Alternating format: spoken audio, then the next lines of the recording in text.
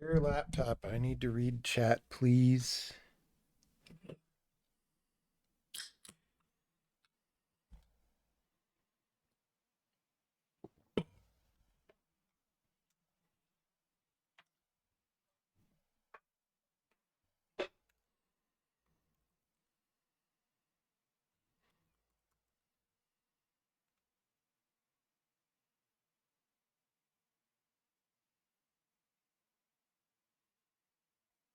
Hello.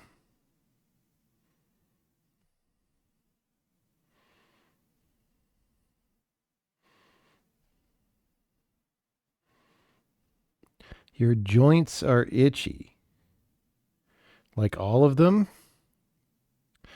That sounds like an allergy or something. Anyway, today our goal is to investigate more and try to solve the problem we were working on last night in the compiler. Um, it's hard to think about. It's a hard to think about problem. I did work on it today. I sketched through in my mind some alternate solutions. I sat at the coffee shop and I tried some experiments. And I noticed some code that I hadn't noticed last night when we were looking at this. Um, that is supposed to remember, like, if anyone was here, I was like, how did this ever work? Well, the reason is because there was code that was supposed to make it work, but it didn't work in this case. And anyways, I noticed that just like there's some stuff that's wrong anyway. Like yesterday, we were looking in the bytecode builder at the casts that get generated, and we identified one that was obviously incorrect. And I looked some more at that today, and I was like, uh, you know what? Um, yeah, that's incorrect. And it's like fundamentally incorrect. Like the code just isn't putting the right information in there, but it happened to work in most cases because often we would ignore that information. But I want it to be correct. I want it to be simple. And so I kind of want to look at rewriting it now. However, do I use long jump in any part of the compiler? No. However, like I don't feel like long jump, dude, I haven't used long jump since I was in college probably. It's just like not a modern programming construct. Um, okay, so here's the thing. I don't feel super sharp and mentally with it today, possibly because of quality of sleep last night and all these things, right? So it might be harder to solve than it normally would. Um, but we're just going to do that. We're just going to think about it and make some more progress. And if we don't solve the whole thing tonight, it's fine because we gave it a try. We gave it a try.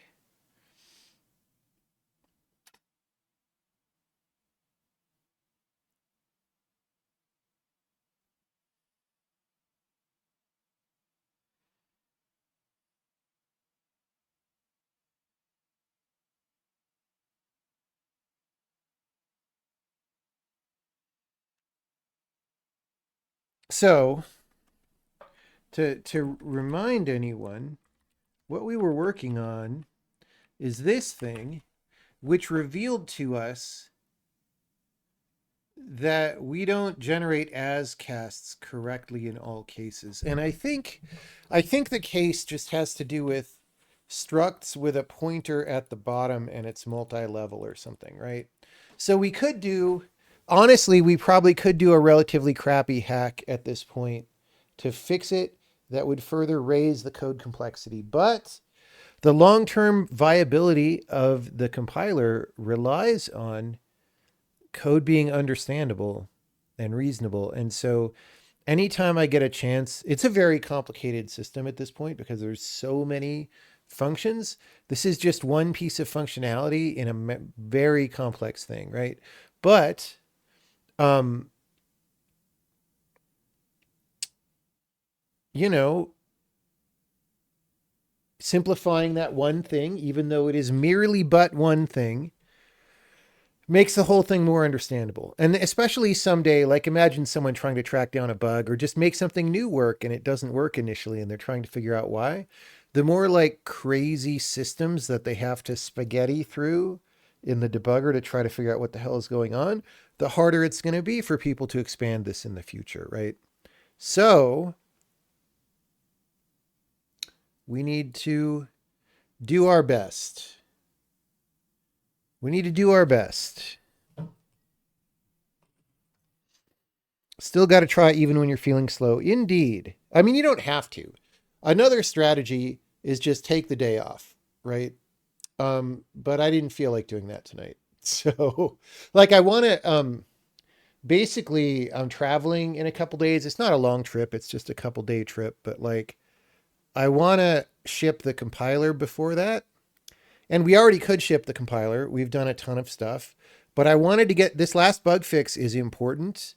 And I don't want to make the person who reported this bug have to wait longer than necessary on it.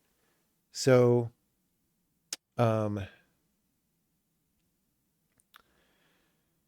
yeah, I mean, I would like to polish it off tonight. It's going to be harder tomorrow because I've got a day full of meetings tomorrow. Um, yeah.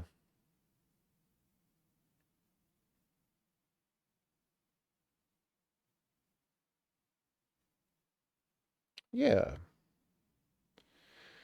So that's the summary. We're trying to make this work.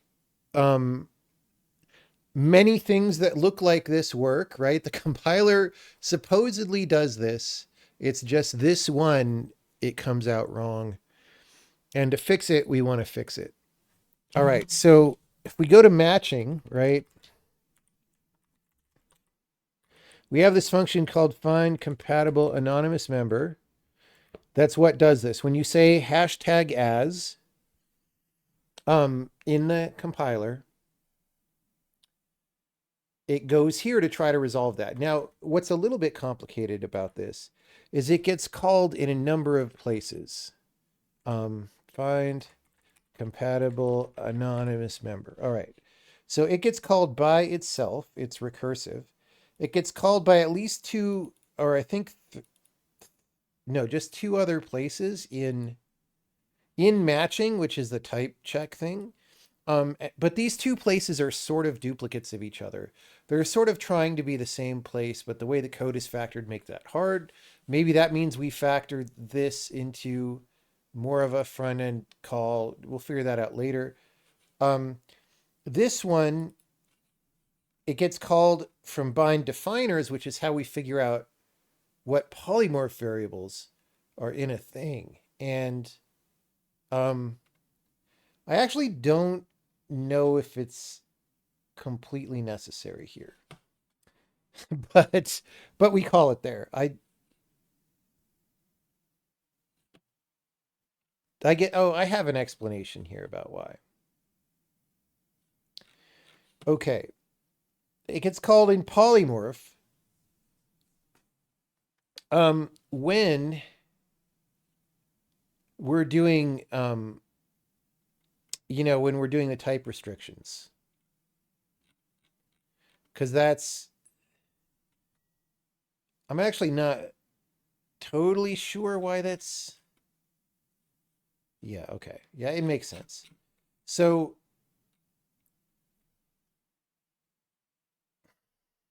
that's a little bit annoying because these are called from different places. Just life is a little bit hard.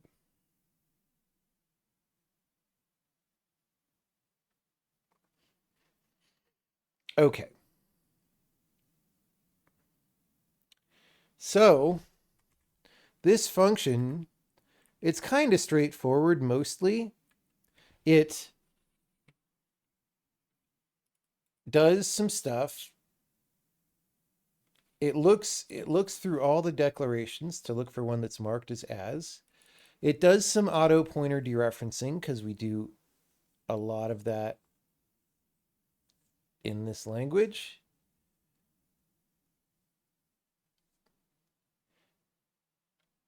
I don't know why our temp wanted is different here. Oh, we go in different directions with these. Okay. We call check that types match.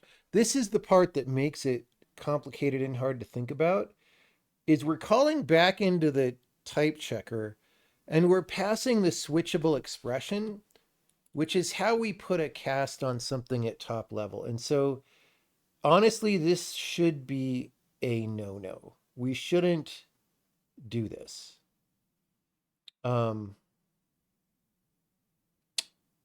So this is one thing I want to think about. And this is like, so later, so basically this is a pointer to some part of the syntax tree node, so that when check that types match, it needs to implicitly cast something, it'll like insert the cast, all right?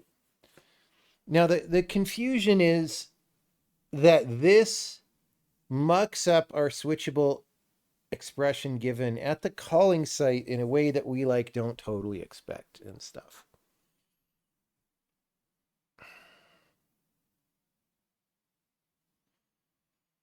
So I think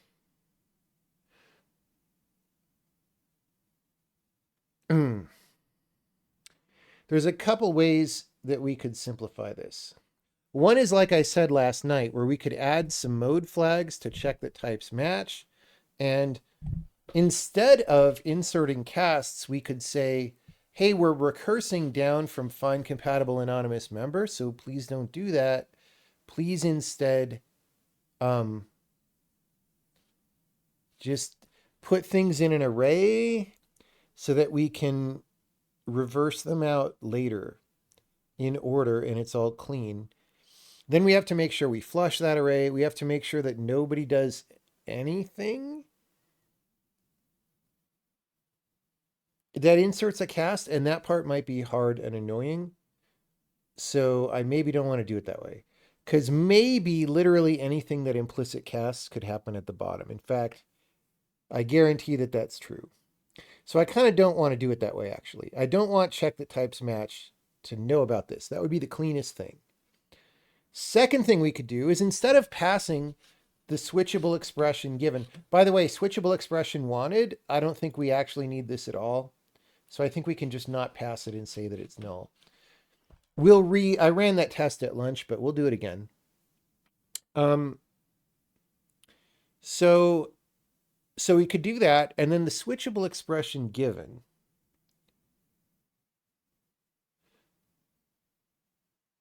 Maybe we don't do that at all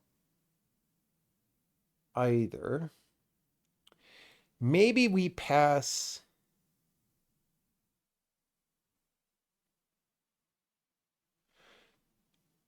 instead of passing the target type.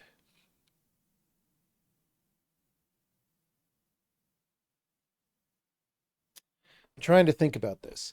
So we do want somewhere for the leaf of this thing to insert an implicit cast, because that's the whole reason, or part of the reason, why we're recursing into check the types match anyway. We want it to insert an implicit cast, but we want that cast to be in the right place. We don't want it to be in the wrong place and have to fix it up later. So let's see what that looks like. So here, again, we would have a cast, an as. I'm gonna write an as cast this way. We're gonna cast in direction. Okay. Let's just write it all out. We have T is in direction, all right? Find compatible anonymous member. We could rename that. It could be called as member. Let's just make a list of things to do. because anonymous member doesn't make sense anymore. That was just a thing that we did. This is just an earlier concept. So this yields, or this calls check that types match against handle, because that's the as member, right? And then we have t equals handle. Fcam calls check that types match against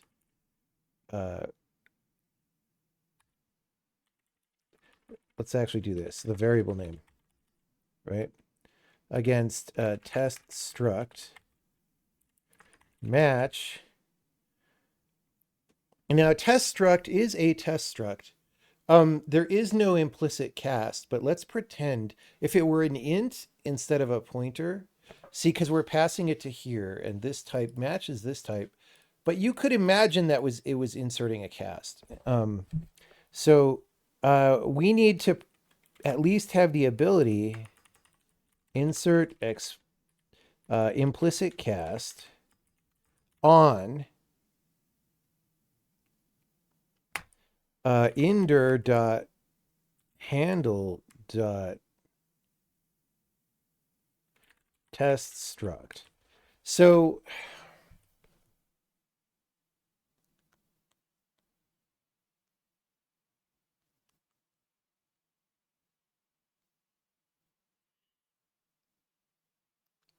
switchable expression given.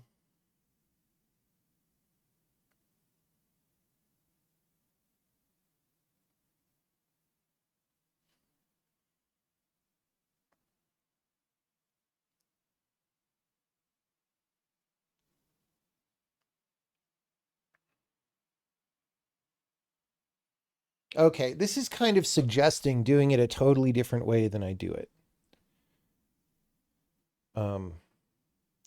But let's see.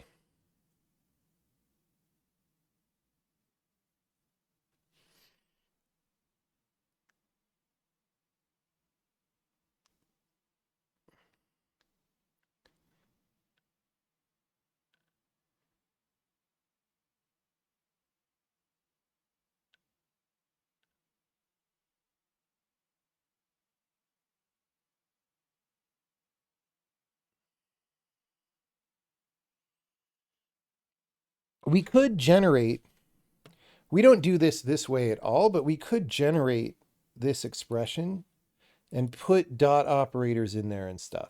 I don't love that because it's creating a bunch of nodes for a test that like might be thrown away, right? This might be like for function overloading or something, right? And we might be testing against something that is not even real, like that guy on the airplane. And so generating a bunch of memory for that is not great. However, it's got to work correctly. And so if our best idea is how to generate memory to do it, that kind of sucks. But you know what sucks worse is a compiler that doesn't work right. Okay, so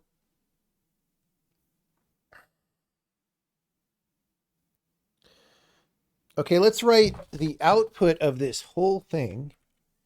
The output of this whole thing should be cast to, I'm not going to write the as yet. We're going to cast to, well, let's say as test struct on as, these are casts, as test struct on as handle on inder. All right. And then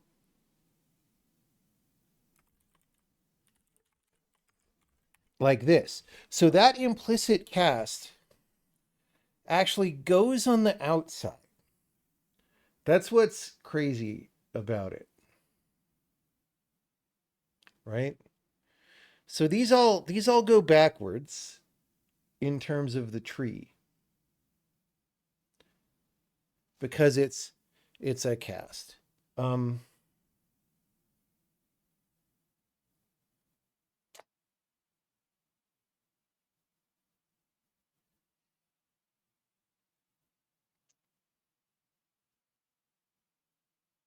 and the problem is we're doing it from here, from this side going left, which means, I mean, again, you kind of want to create memory for these things.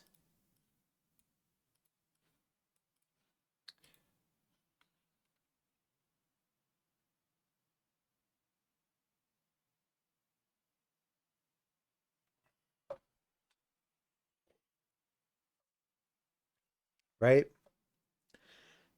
So if when we called find compatible anonymous member, we passed the cast that we're going to use, if it see, this might return false. Oh, there's no such member, in which case uh we lose it. But if we pass that, then we can pass that down each layer and it can just point at it. And when we do this implicit cast, we could just do this, right? So that's the simplest version. And maybe we just have to do that.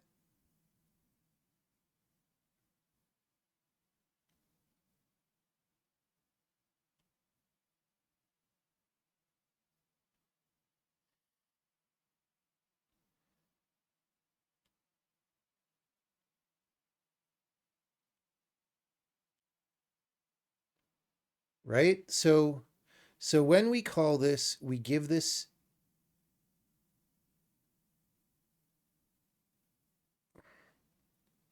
an expression.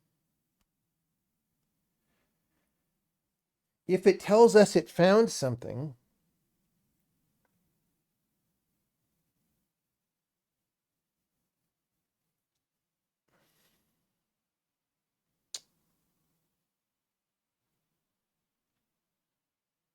well, we also have these things split up. Like this do cast via as is like separate, weirdly.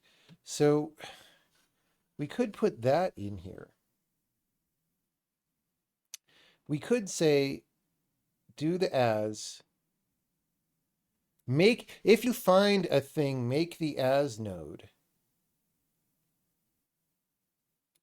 and return that to us. Or call check that types match. Well, okay, it has to make the as mode, the as nodeus to call. Yeah, I don't love this, but the compiler has to work, and it's too confusing.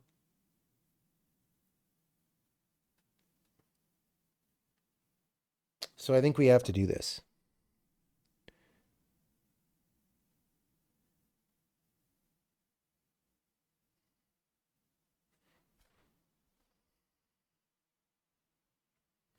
You can see why languages have limited support for them.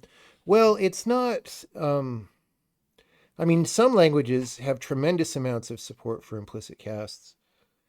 We definitely do. Um, this isn't anything that's too much about implicit casts. This is just the feature set of our compiler is complicated, you know?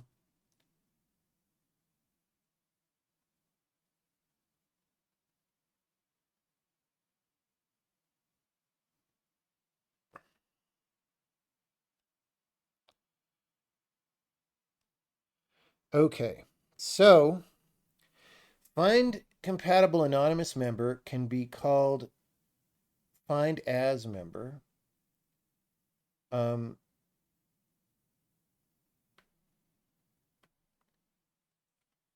it could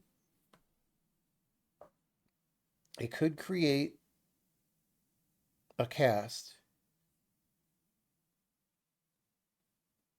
Or does it must it actually okay, it does create a cast, but it throws it away if it's not used.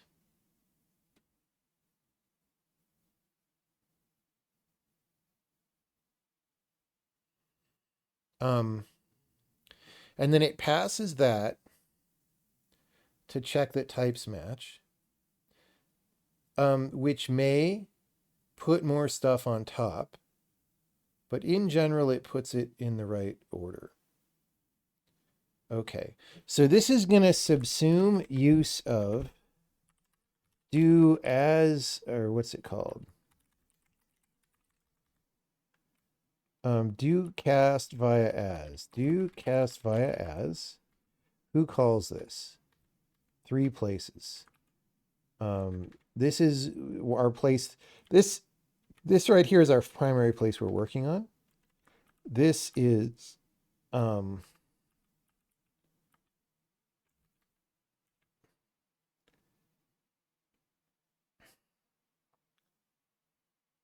wait. So the one we're working on is 1619. The 1619 project. 1790 is, what even is this? Auto dereference of a pointer.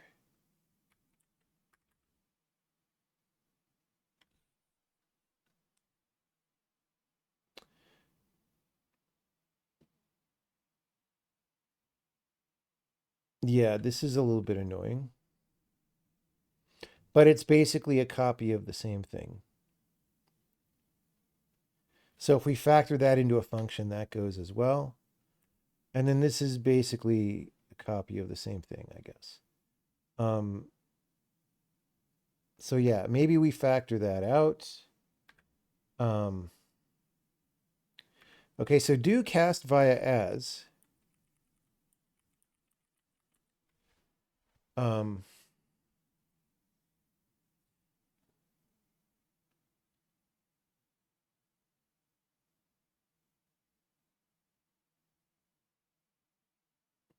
If it's a constant, it just jams it in there and ignores everything else.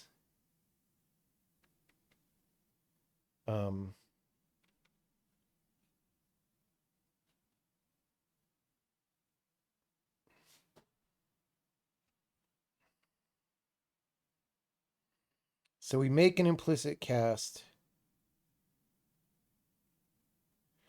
If it's actually a cast, because if it's a literal, again, it's like a constant. But if it's a cast, we do this. Okay. So all of this can stay the same. This part can get deleted. This part. Right? Okay. So this inner cast via as is the code that I mentioned that is kind of gross. And it does kind of fix the situation up frequently, but like I said, it's also kind of fucked up. So I don't want to do this. All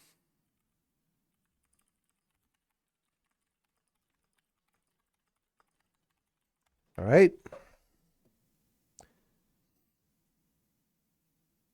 So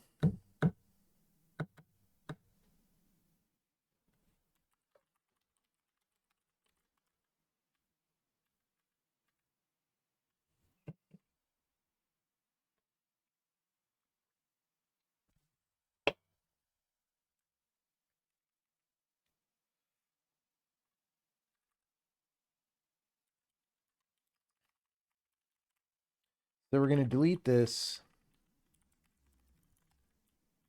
Let's check if any other file calls this function. It really, I hope not. Let's see.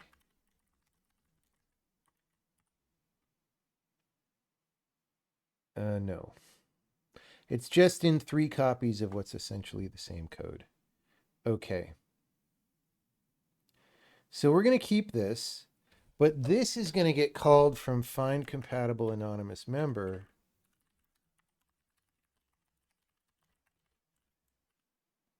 but we're going to say find as member. Find as castable member.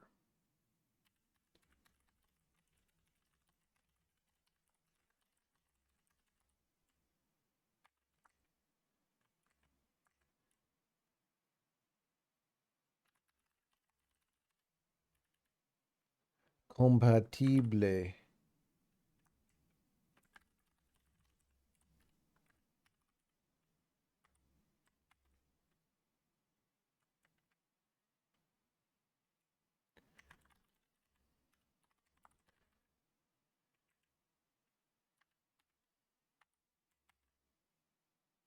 Okay, now let's just make sure we compile. We're not going to try to run yet. The very idea is ridiculous.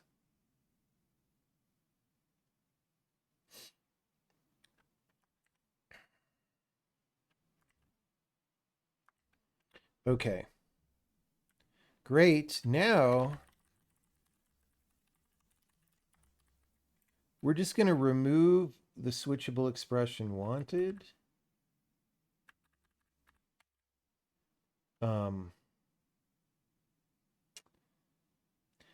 And then we'll think about the switchable expression given as well. But we're going to get rid of the switchable expression wanted.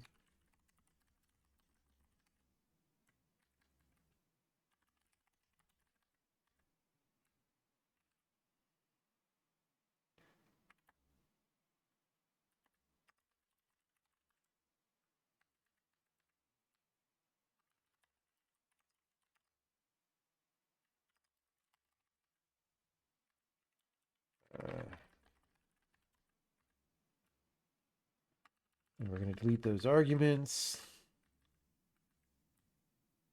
in all three places.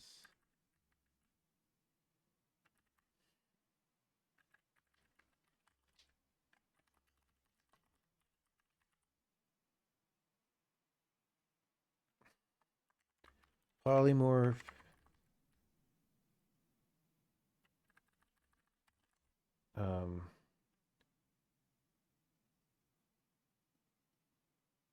Bind definers.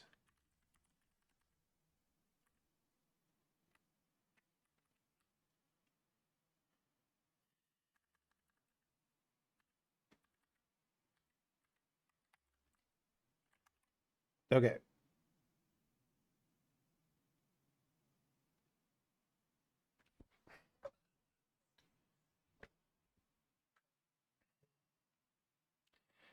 Okay, so now when we call this,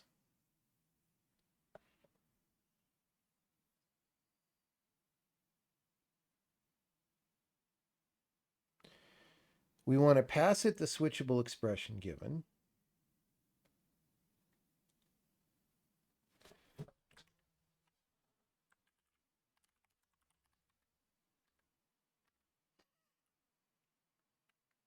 And if it yields, that's fine, right? If it substitutes, it will have called do cast via as.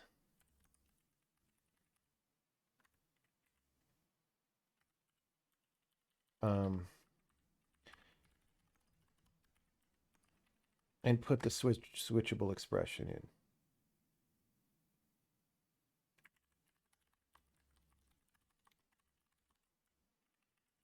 I'm gonna put here as a reminder that we need to do that.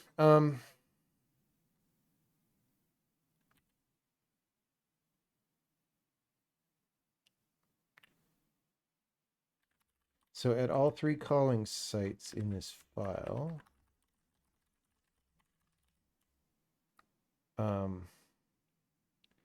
we do the yield. If substitute. Okay, this is complicated right here.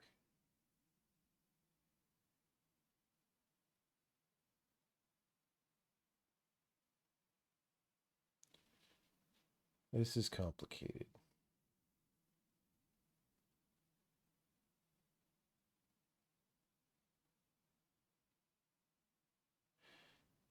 This error message is wrong, by the way.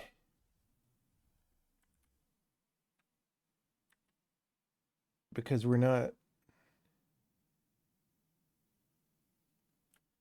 checking silent check here. So I guess this like never really fires.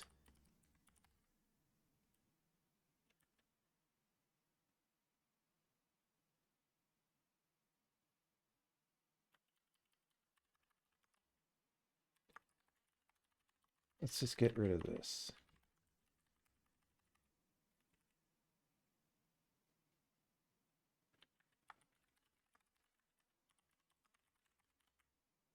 So all this can go.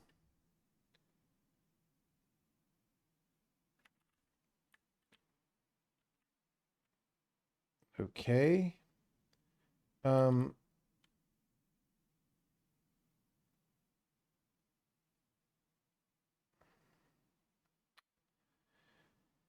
Next, find as castable. So we have here, if yield upon return false, if substitute.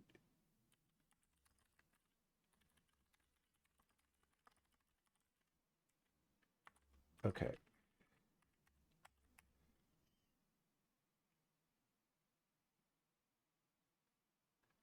So this old value thing.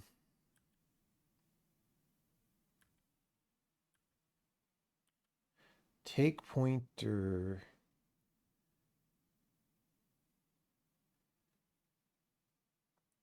I guess we don't need to pass out take pointer anymore, which would simplify the thing. Let's see if polymorph uses that. I don't think it does. Yeah, nobody else uses that. So we could probably get rid of that.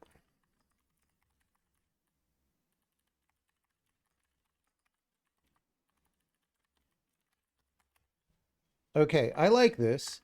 If the calling site is this clean, that's pretty good.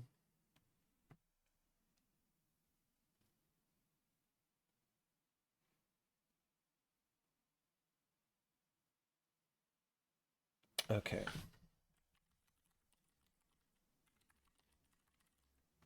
So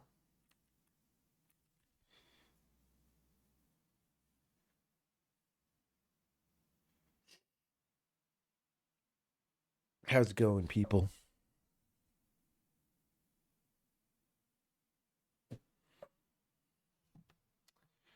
How's it going?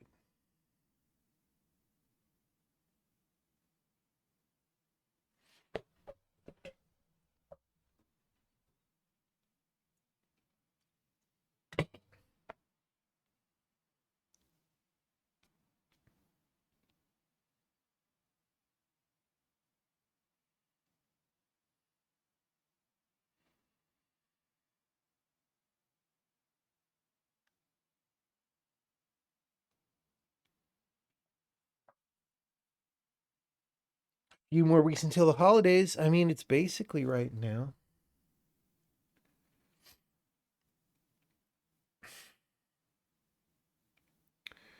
Okay. So for everything down here,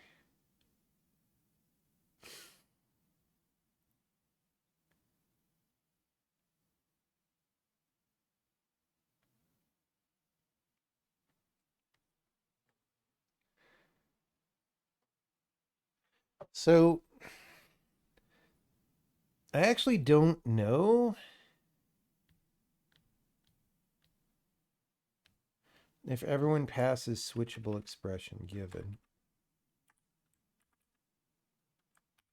This doesn't.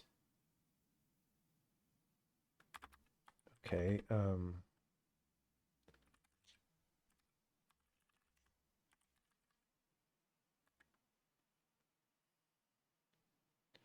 So this passes junk.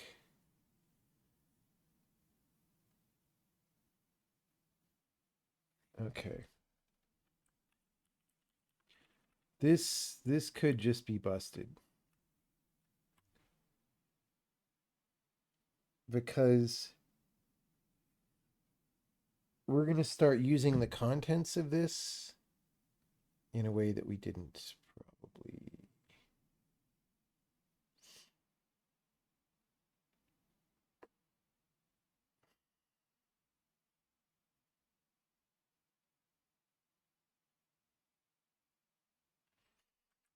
Okay. So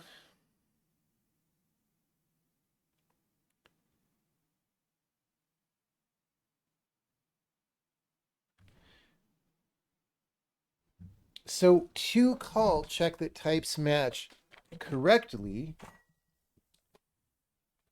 we need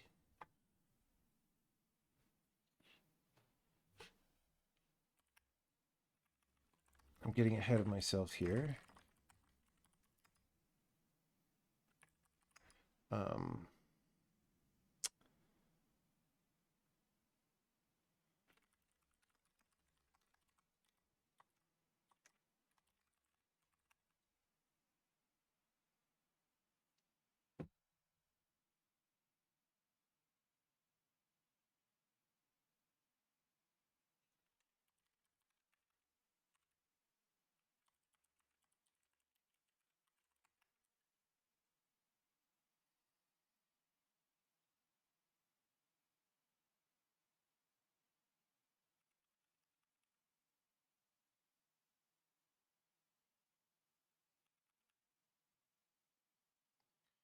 this take pointer of member, I think, is not.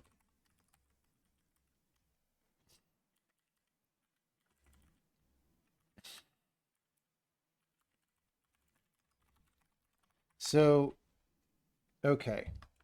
So if matching,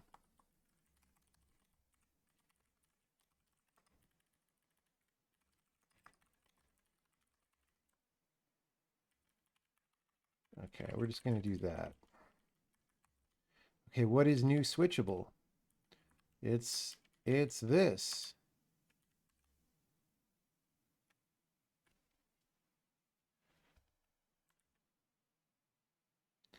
Um, explains sadness about allocating memory. All right, so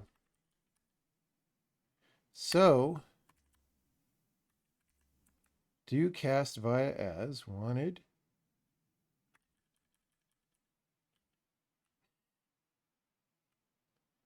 Um,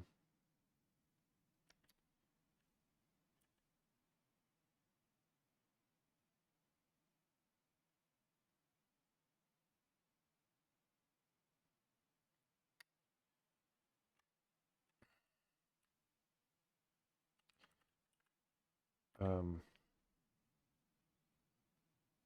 okay, hold on. So this substitute is the declaration that we want to use, which is final. Okay. We're going to delete this switchable thing.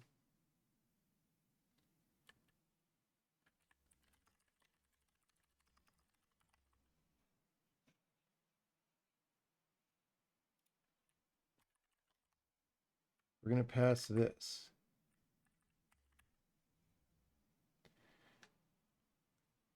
Okay. We're simplifying do cast via as.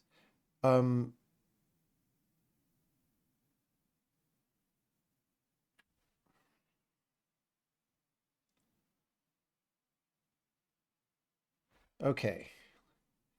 Let's think about this.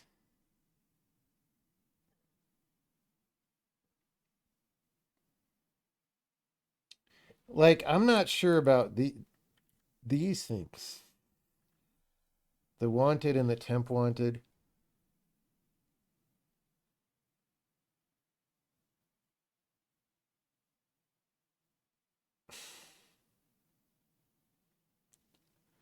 Those are confusing names anyway. I need to think about this. So if we pass a struct by value, so-called, and it's got a member by value, then that's fine.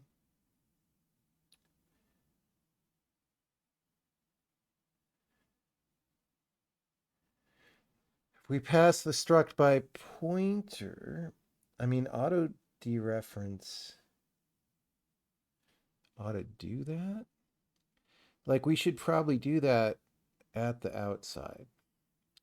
You know what? I'm just going to burn this down for a minute because I don't understand it right now, and we can write it back better if we need it. Okay, so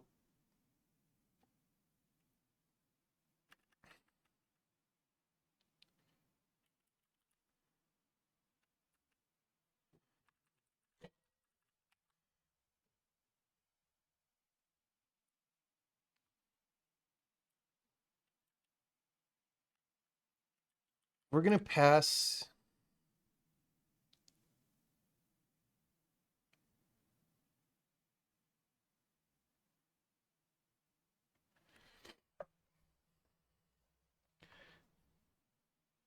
I guess the take pointer.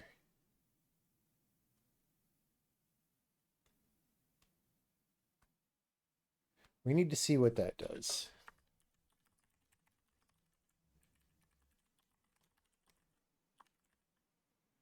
Right, so wanted old value substitute take pointer.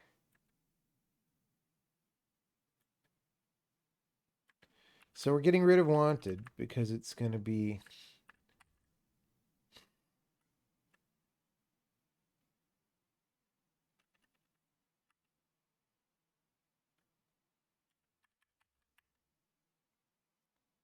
that. Take pointer ain't doing anything there.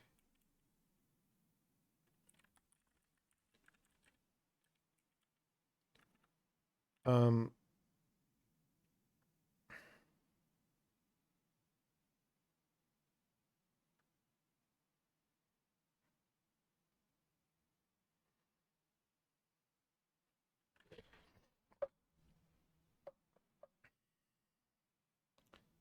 so this doesn't do anything in terms of our result. It's just saying, hey, we need the pointer.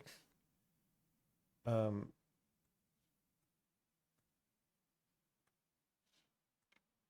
if take pointer. Okay, I still am not sure that we need necessarily to do this, but okay. Make implicit cast.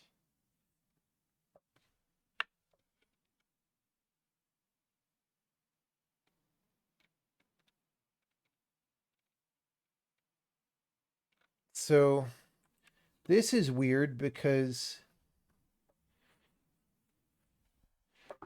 the take pointer is strange.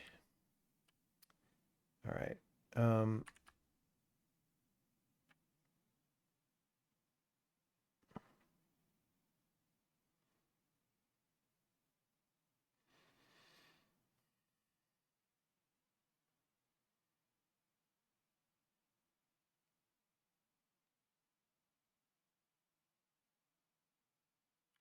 Let's just not do this yet. Again, we will explain in detail why this is needed if it's needed, which it probably is.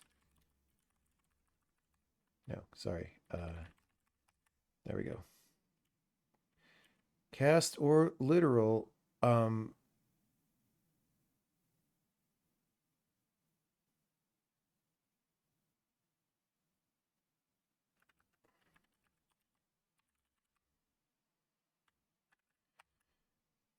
There we go.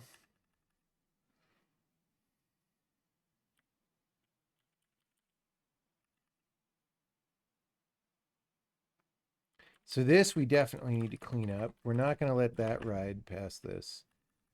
You know, sometimes I'm working on something else and I'll just write a comment like this, like, look, we need to deal with it. This probably had to do with the take pointer situation, actually. Let's also, well, no. All right. If it's a cast, we const expr.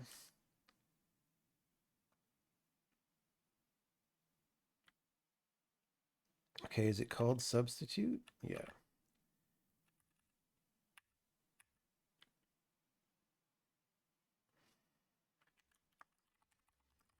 All right. And then we just return this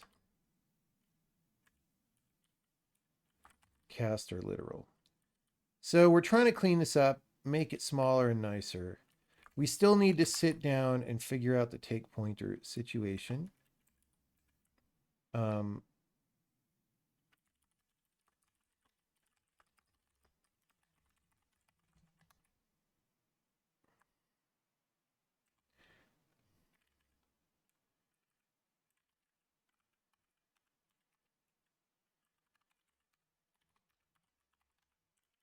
Okay, so it's C++, so we have to do everything twice.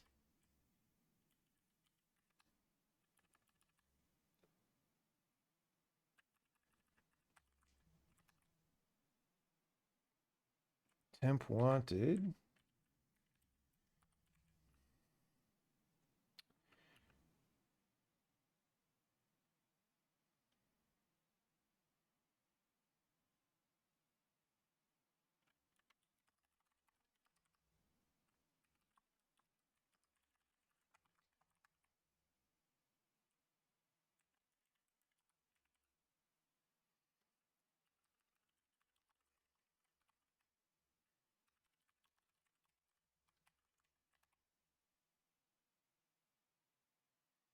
Okay. Almost guaranteed this will not run, but step one is compiling. You got to compile before you can run. Yeah, okay. So it is not building because type info struct is not casting down to type info. And we can just step through. This is going to be about taking the pointer, I'm sure. But we can step through and see the cleanest way to do that, right? So like if we look in preload,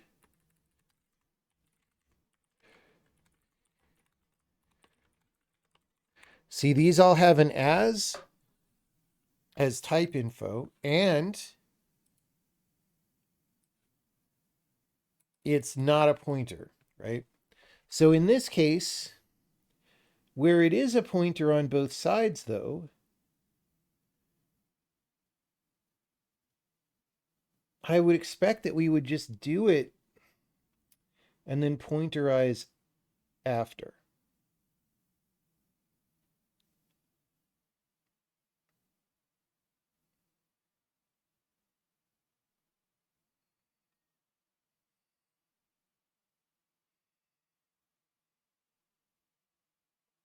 Anyway, this is a very simple case, so it shouldn't be hard to make this work.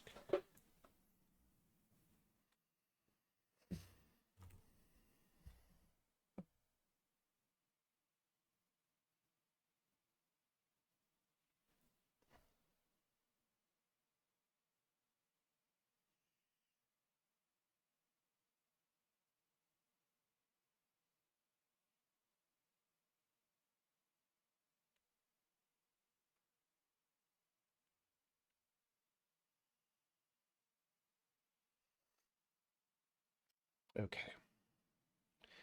So we can go there, debug, build, gonna go to matching, find as castable member,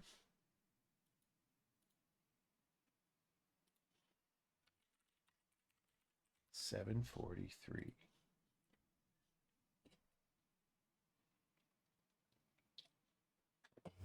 And let's just validate that this is what fails. Oh, wait. It recurses into itself.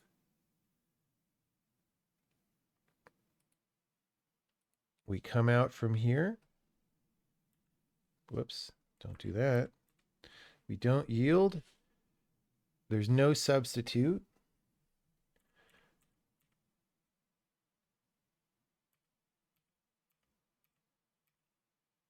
And we error. So we are breaking in the right place.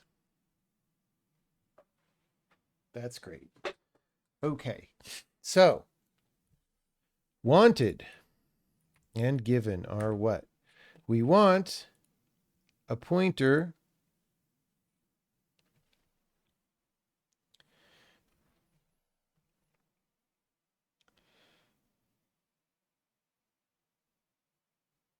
to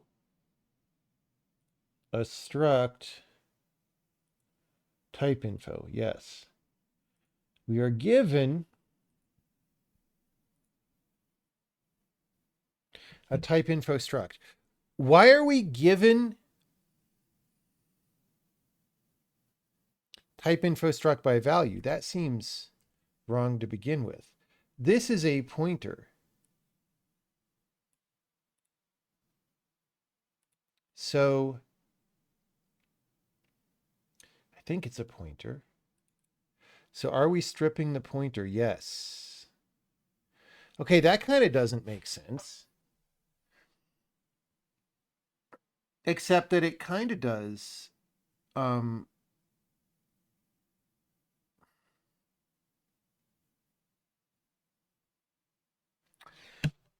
It kind of does because we need a pointer at the end of the whole thing.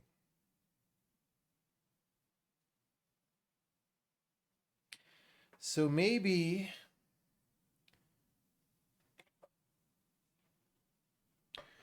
we do that. Maybe we say, well, we could just check internally and we can just explain it. Like, that's fine. It's just confusing, though. It might be confusing to do it this way. Right? So this is the final type. This is the type if we peek inside the pointer, because they're both pointers. Why do I do that? Because, well, no, it's confusing because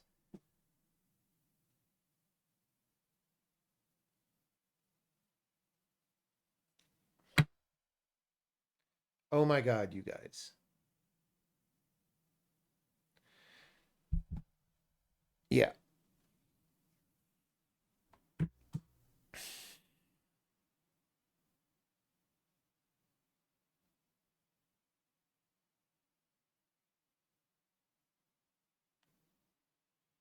This is really confusing. So the member that you have as on, it could be a pointer and it could be a not pointer.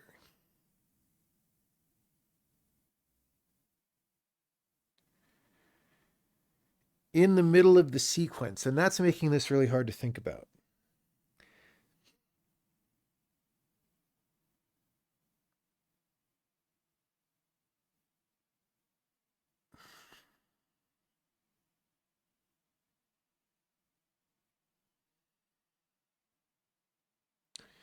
If it's not a pointer,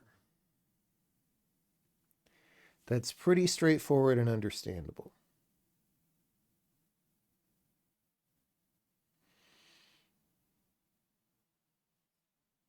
That's like the common case. In fact, that's what this case is. It's not a pointer on the type info struct.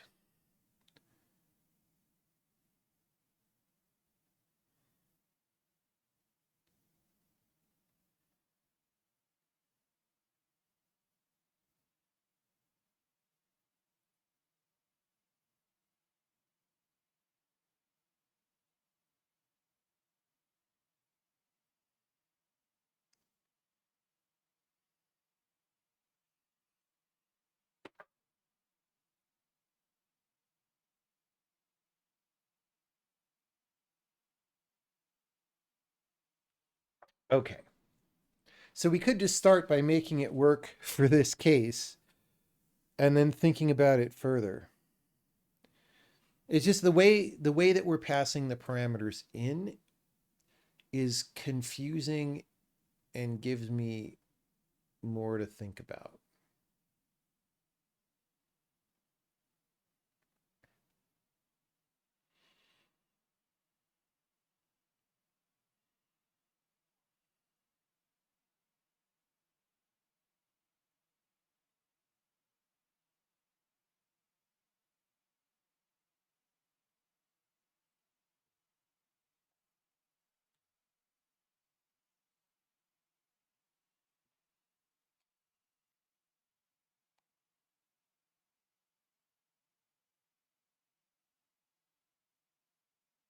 Let's just look at the 3 calling sites here again. So here,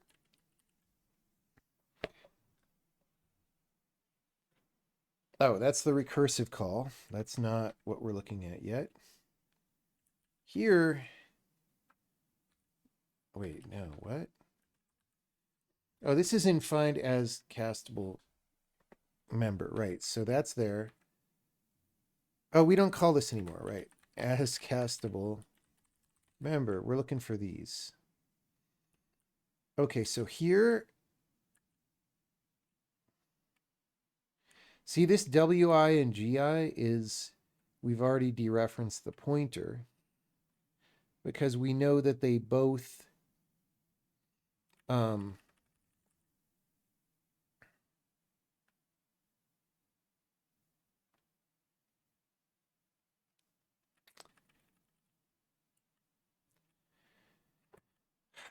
we know that they're both pointers. Does that still make sense to do it that way? I don't know.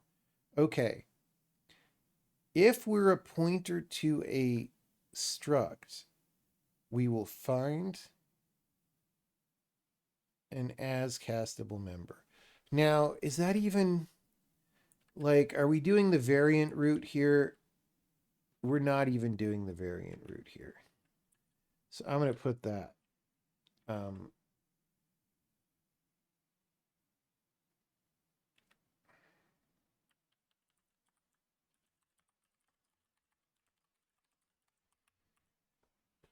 Okay.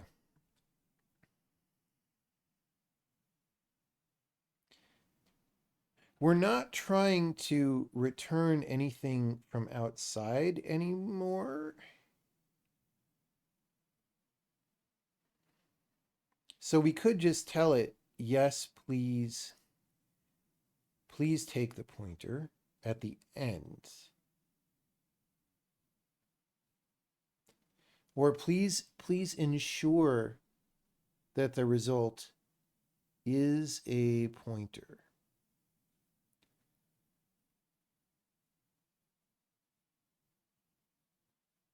That makes sense for all of, let's just do that.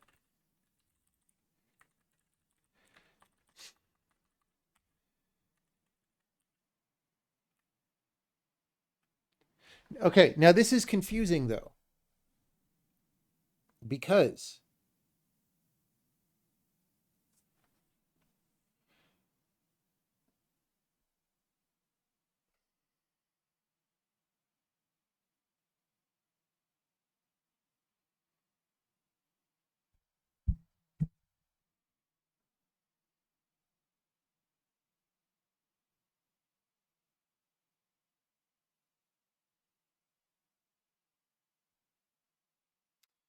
Because if the member is a pointer,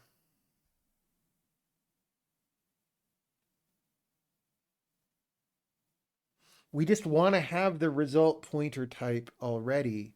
Like, it's very easy to dereference the pointer type to the base type.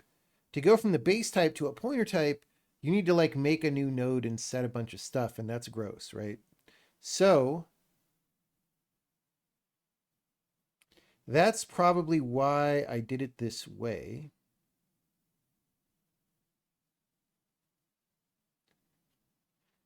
However, okay, so no check-in. Well, no, okay. Explain wanted versus GI. The as member could be a pointer or not. Um,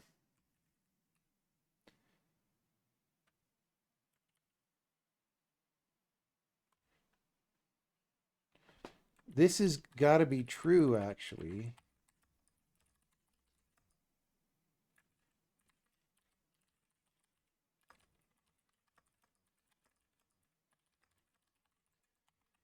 Okay.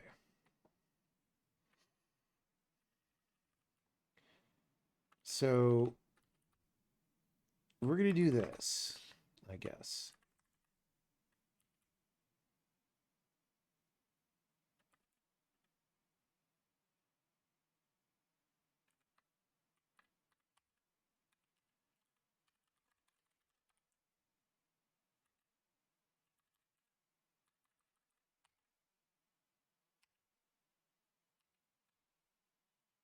Okay, wait.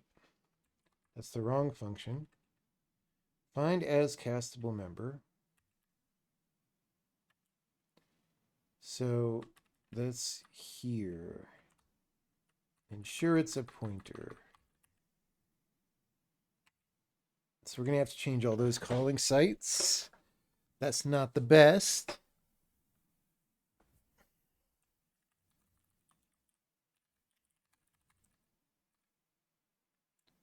Okay.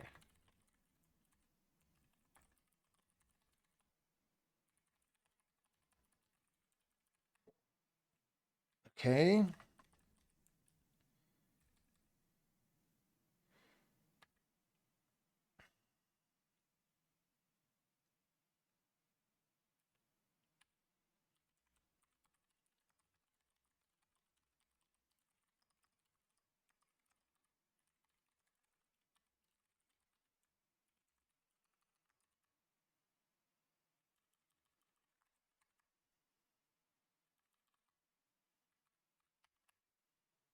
Okay.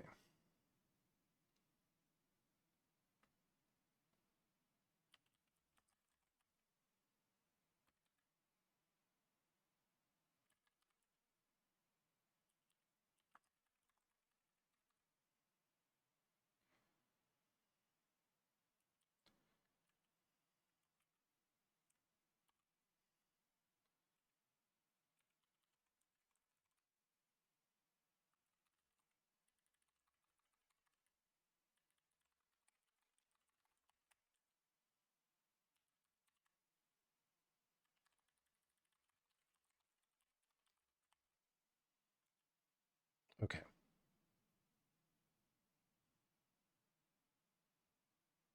Maybe this will simplify out. I don't know, but whatever. Okay, so now we need to go to the other sites.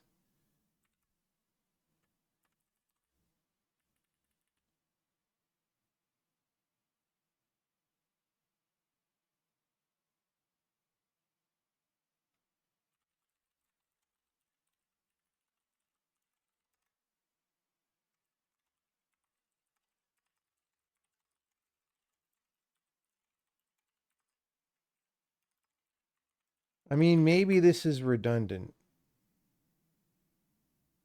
honestly. If all we're ever going to do is look that it's a pointer.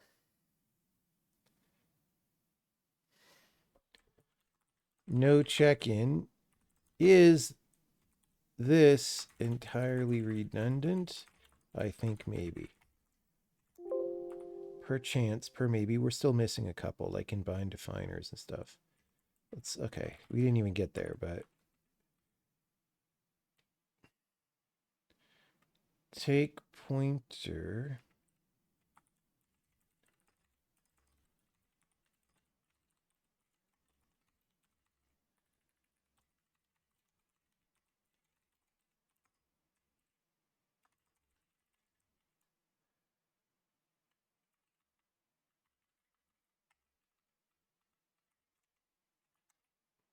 Okay, what do we messed up? Find as castable member. Oh, I didn't change the actual.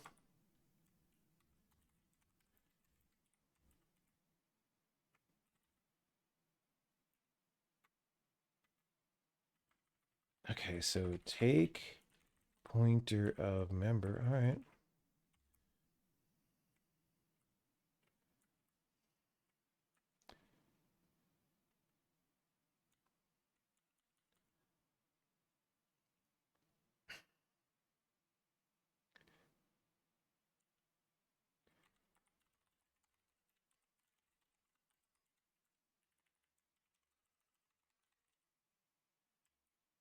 Ensure result is a pointer.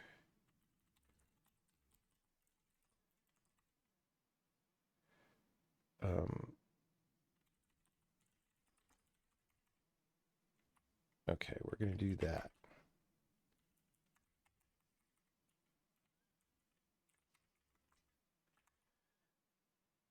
Pointer 2.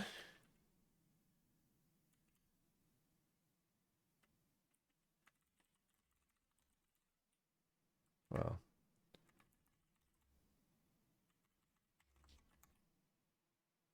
okay. Okay. We're running the wrong one. That's great. Still not working. But we can see again. We can now see. So ensure result is a pointer. True.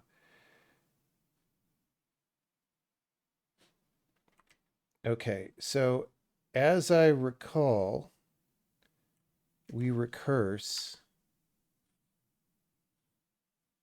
And maybe down here we get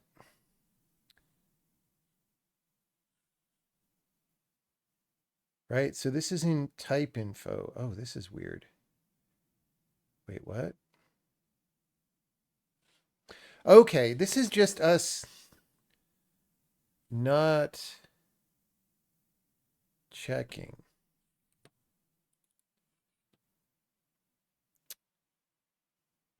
Okay.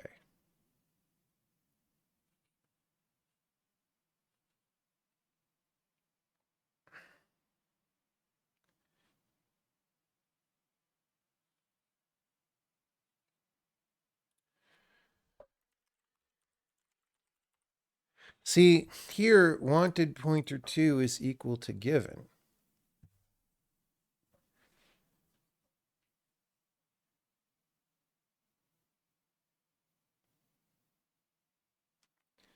So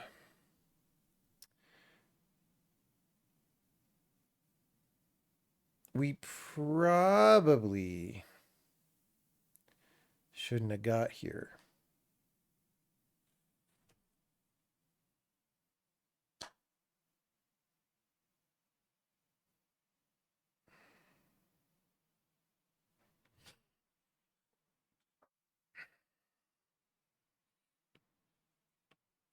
Okay.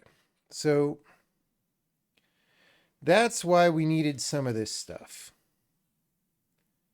Okay. Basically,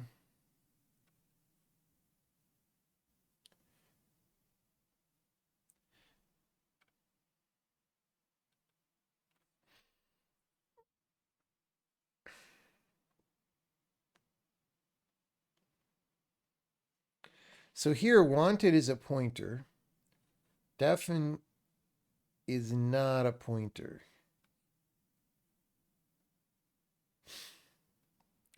Right?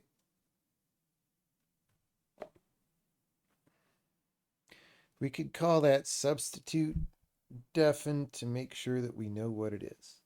But the point being, we want to check that case here.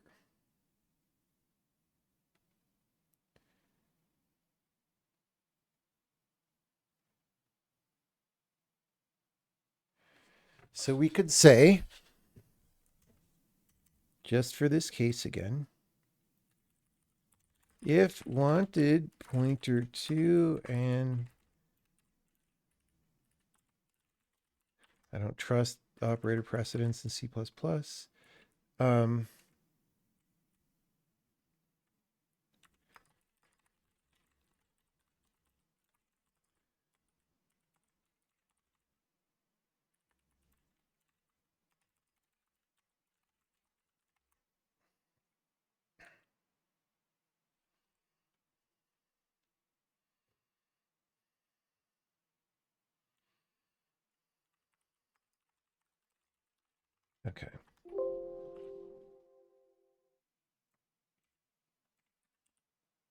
Hey, we got further.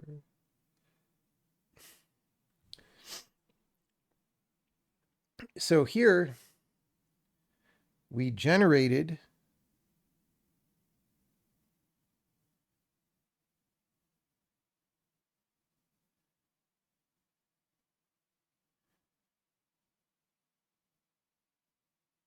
a result that is not a pointer when we wanted a pointer. Let's look.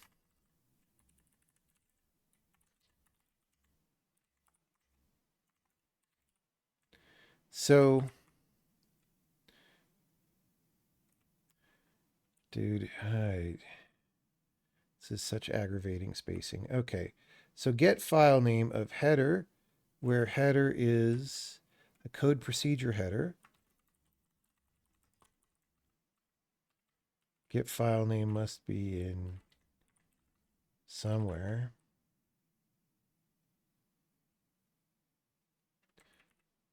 I mean, I guess it's in compiler. Yeah. So yeah, we want code node, which is the base type.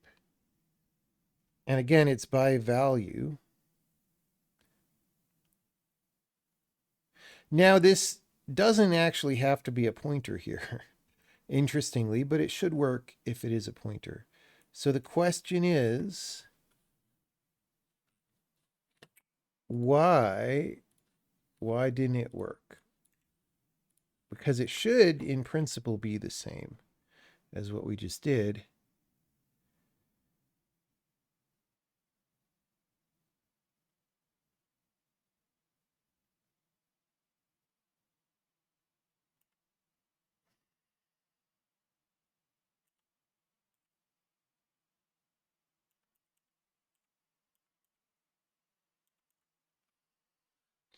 So it's a struct. And sure result as a pointer is true. Okay. So we're making the cast with true.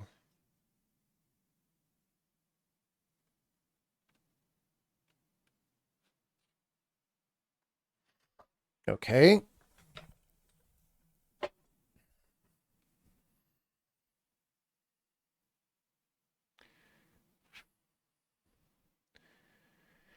And we're still passing that this is a, oh no, oh God.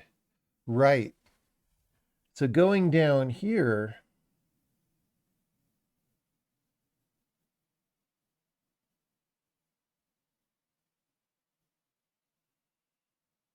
that's annoying.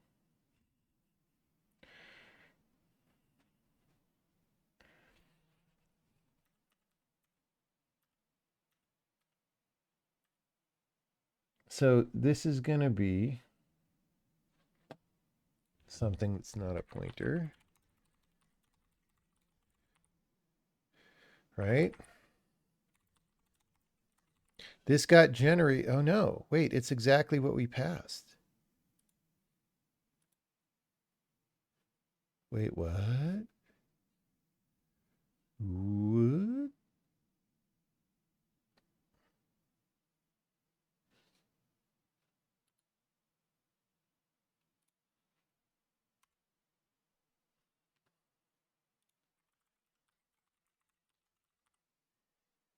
Okay, we said take pointer. Okay, this function's just doing the wrong thing. We said take pointer and it's doing some stuff.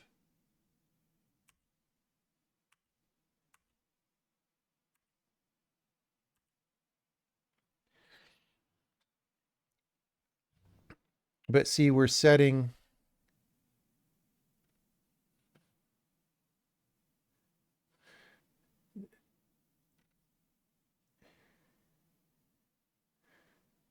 Okay.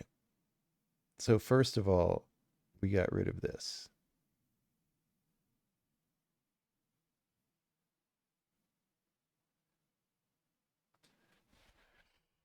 But second of all, the type is wrong.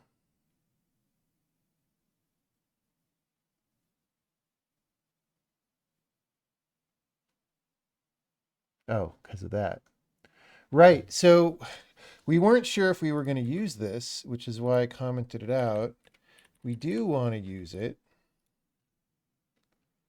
All right. There we go. No surprise that if we want to use it, it needs to be there. Okay. Literally the same problem, but in a different place, which is weird.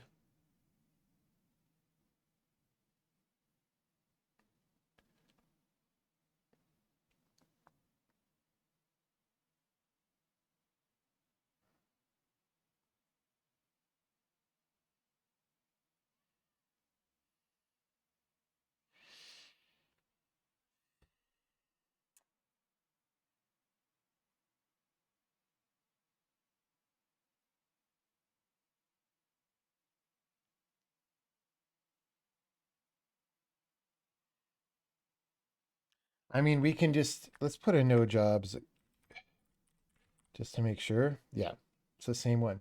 So it's weird that this looks the same.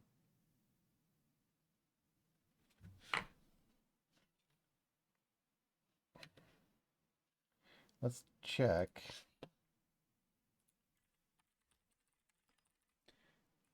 That's a code node pointer. Yeah, I don't get it. This looks literally exactly the same, but we solved one and not the other.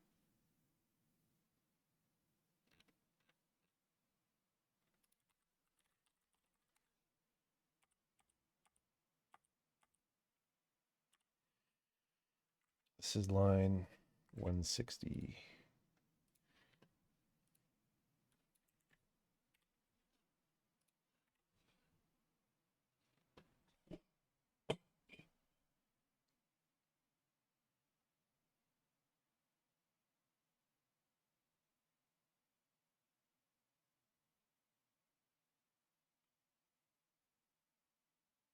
Today's the day of lurkers, maybe. Maybe that is what it is.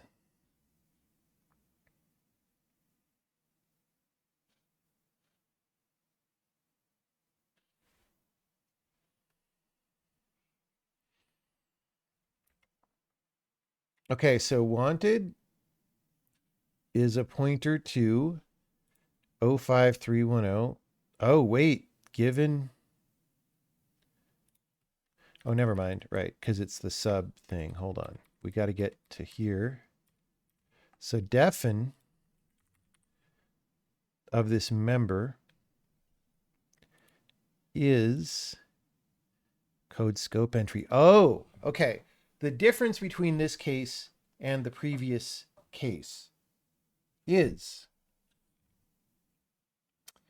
that this one's multi-level.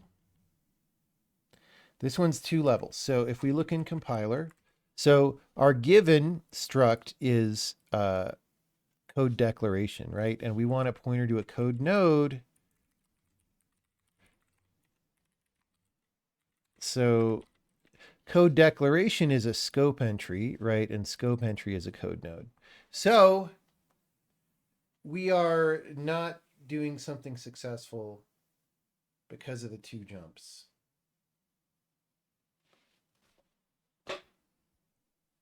Is the deal.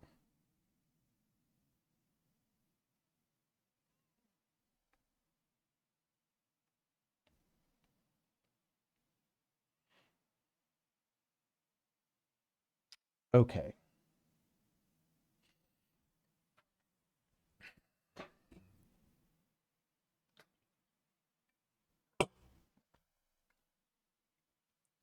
Well, well,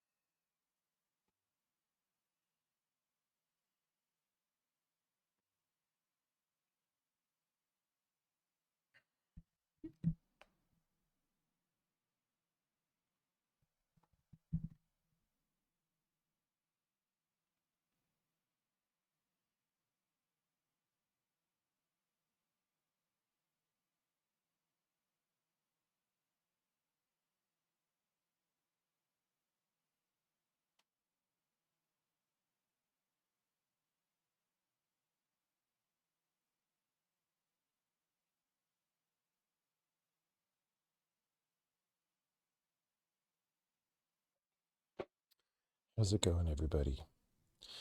I'm tempted to take a cards break to refresh the brain, but then people will come on the stream and they'll be like, this guy's not working.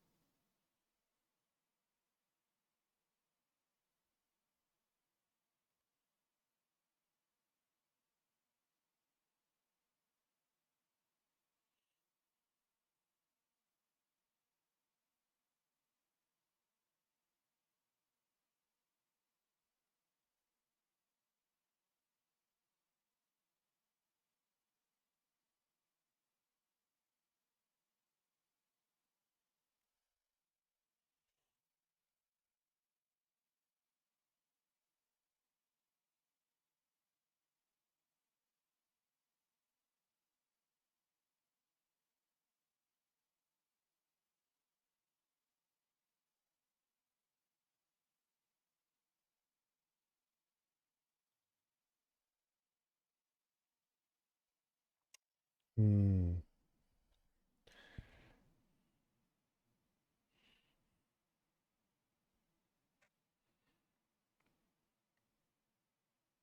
What will ship first, Half-Life 3 or the awesome puzzle game? I don't actually know.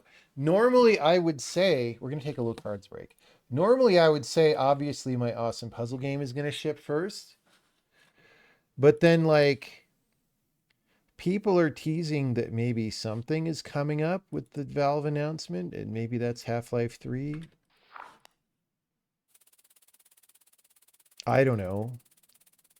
I mean, would Valve even seriously consider making Half-Life 3 in this day and age? Dude, I have to exit Discord. This program is such a piece of shit. Um, like I kind of can't believe that they're really working on it because it's so not them anymore. Um, so maybe it's something else. Maybe it's Alex 2 or something. Like what would Half-Life 3 even be? Because Half-Life always, the thing that made Half-Life 1 such a big deal and Half-Life 2 such a big deal is that they went way above and beyond what shooters were even doing at the time. And that's why everybody loved those games. Everyone was impressed by them and all this stuff. What even would that be in 2025? Like, what would you even do to go like way above and beyond a normal first person shooter?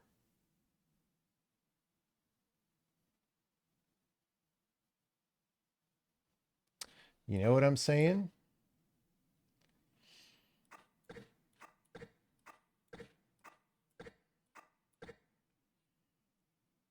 Oh, wait, I debated myself. I thought this 7 was going to be open and then I piled stuff onto it. We might have just lost. Oh my god.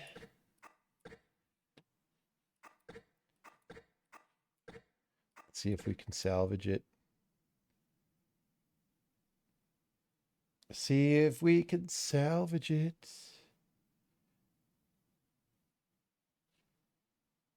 This would have been so easy to clear this too. Or not so easy, but a little bit easy.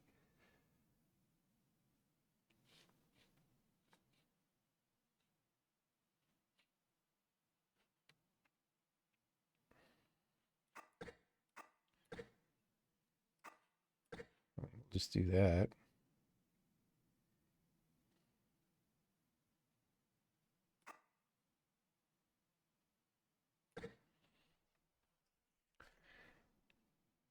Valve did some work with ML-based physics engine to calculate physics in real time. I mean, maybe, but that's like not that cool. Like it helps with some special effects and stuff. And then after 10 minutes of gameplay, you get used to it.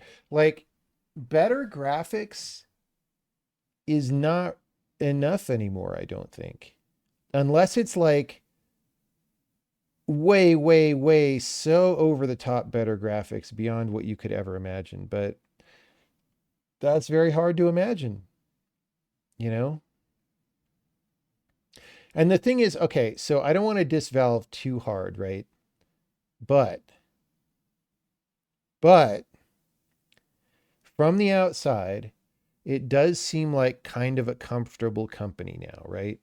Where people are there, they're like senior Valve people, they're get paid well, which is good, not complaining about that at all. And they're just kind of cushy.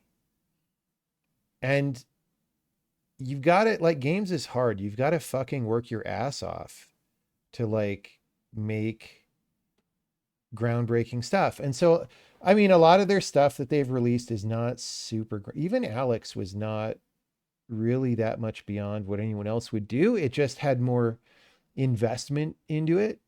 So it was a bigger game than most people were shipping on VR at that time, but it was not like an astonishingly better game. You know what I'm saying?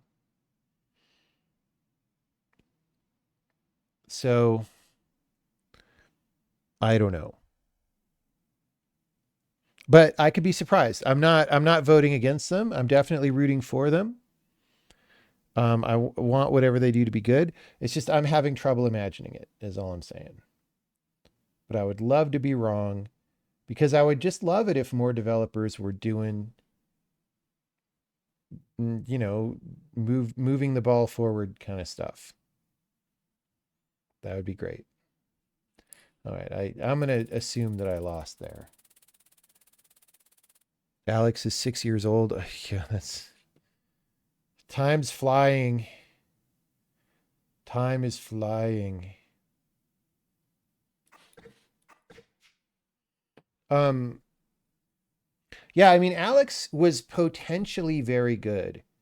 It's just, it kind of did a lot of stuff halfway in a weird way that I wouldn't have expected from Half-Life or Half-Life 2. Like, you know, they had this cool stuff where you could like manipulate the guns with your hands a little bit to do whatever, but like not in an interesting way and not in a way that really added gameplay because they don't believe in game design. Um, so that just kind of ended up a nothing burger when it should have been really cool. Like it had puzzles in it and it was neat. I liked the idea that you would stop and do these puzzles, like the electrical circuit fixing things or whatever they were. I barely remember at this point. But like the puzzles were never that good, right?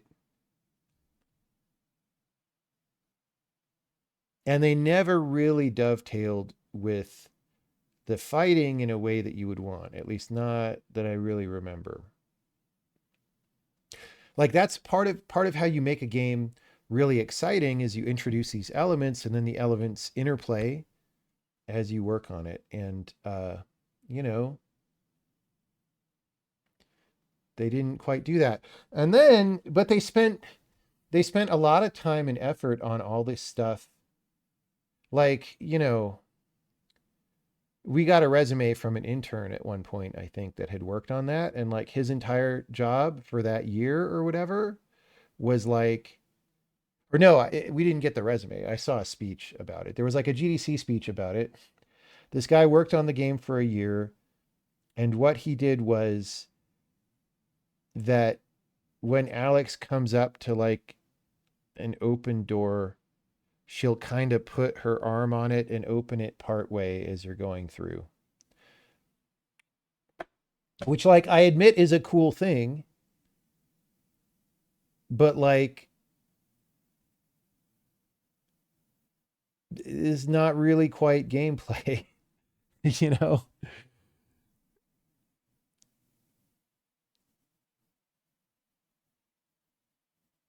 Motion control fetish. Yeah, that's a good way to put it. Like so if you think the thesis is that VR is going to be magical because it lets you do motion control gameplay or whatever, it's just not there yet. Like it doesn't track your hands well enough even still, especially back then. It doesn't, you know, and even if it did track your hands well enough, you're not interacting with actual physical objects in a physical space, and that comes with all the issues that you would expect that it comes with, right? So, you know, so it's fine to do some of that, I think, but you shouldn't lean on it as the primary value delivery of the game, right? You still want to make sure that there's gameplay. And there was gameplay. The problem is just once you figured out that you can teleport all over the place really fast, then the gunfights just became like teleporting around to dodge monsters. And that kind of ruins a little bit the core Half-Life gameplay. It certainly removed tension from it and stuff. And that's a problem. That's a hard design problem to deal with. But you got to deal with it. And they kind of just didn't really. And again, it's hard. I'm not blaming them at all. I'm just saying it's a hard problem. So that's the question then, is if it's another shooter in VR, which it might or might not be. I kind of doubt it is because Valve likes to make money and VR games have not made a ton of money. Um, and they're trying to support, you know, 2D gaming devices. And so I would expect that if it has VR, just from that statement, if it has VR, it's probably optional. I don't know. I don't know. I literally have no inside information though.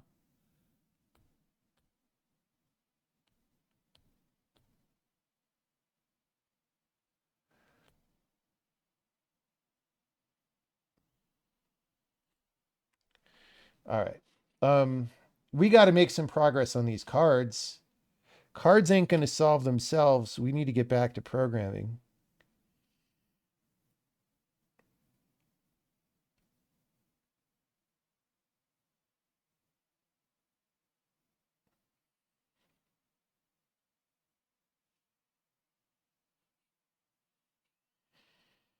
Anyway, it's all just to say I am not sure. Like it's easy to make a new game and call it Half-Life 3, right? That's not hard. They own the Half-Life so-called franchise. The harder part is to make it like really hit as hard as Half-Life 1 and Half-Life 2 hit. Like for people who are around back then, like it is impossible to communicate what a big deal those games were. Like those were unequivocally looked forward to as the biggest game of the year with no secondary contenders, right? Like people were looking forward to them for like months. Half-Life 1 had very famously the shortest game review text of any professional reviewer in video gaming history.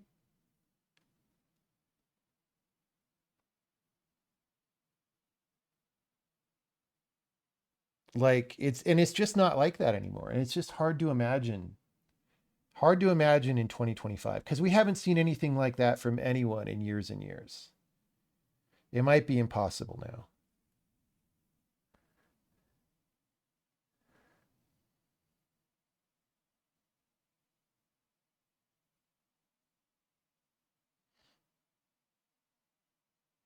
Imagine Portal Gun VR gameplay. I mean, that's one of those ideas that sounds cool and then you do it and it's fine. It's like not more interesting than Portal Gun not in VR because VR doesn't make portals better. Like portals are portals. You already know what they are. You already know how they work. You already know what's interesting about them from the games.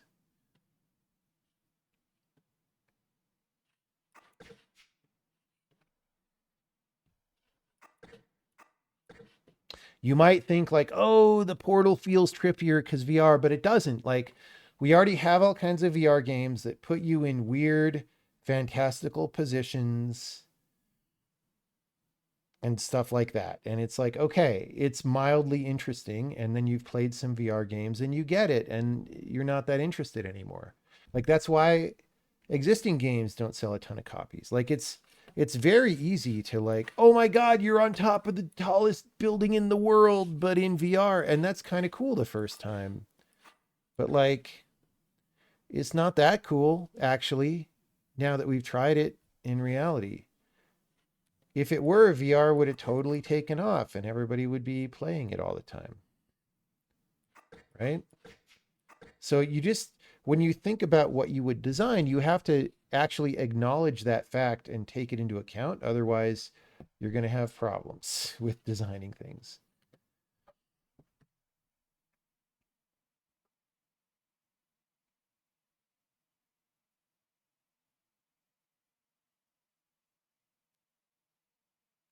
Isn't VR Spacewalk still cool? What do you mean? I mean, you're in 1G. So what is VR Spacewalk? What do you mean?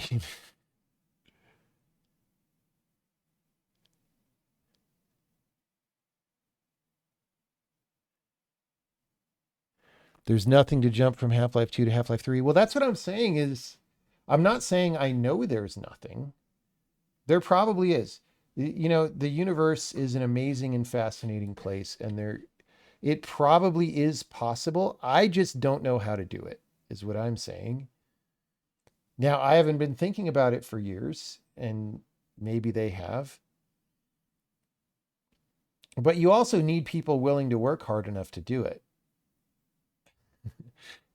And I mean, I think, again, as an outsider who's never worked there, I think Valve's political structure makes it even way harder. Like, as hard as you have to work on a regular video game with a well defined management structure that's very predictable and all this, you probably have to work even way harder within Valve's decentralized thing where everybody's fighting with each other all the time. Um, like, well, especially kind of what it seemingly turned into, right? And that's the thing is like Half-Life 2 was so long ago, it was more than 20 years ago that they were still in the early days as a company when they shipped that game. And like all these policies that they have, you know, the reality of them has shifted over time as the employee base has changed and all this. Why haven't I done this? Is so obvious. Why didn't I do that? Because I'm talking about things. Anyway, I don't know. I hope they release something really good. Again, I I would like that. It's been a really long time since we've just been wowed by something, but I don't know. I don't know what it could possibly be that would satisfy everybody. Maybe it doesn't have to be. Maybe it's just a good shooter and it's Half-Life branded. It's got the G-Man in it and people will be happy with that maybe. Right?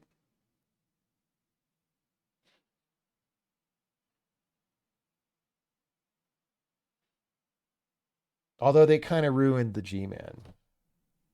Like the G-Man kind of sucks now, but ignore that. Some people still like the G-Man.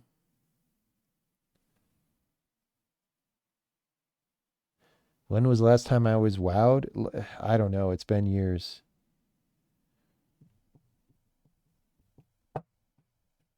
It's been years. I mean, Steven's sausage roll wowed me, but in a different way than we're talking about. Um, I don't know, dude. Like in the past 10 years, what games have like jaw dropped me when I played them? I would have to go back through my good games list and look, but there's not really any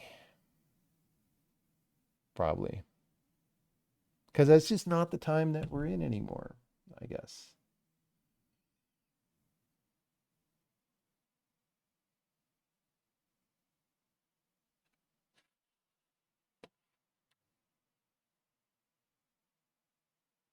Dude, this is annoying.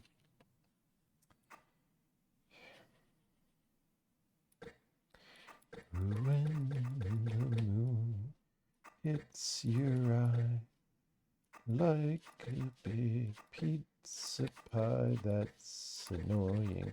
I kind of don't want a YOLO because we lost the last round, but if we do this, we get the 4. Blue, well, no, I mean, then we stop at blue 4.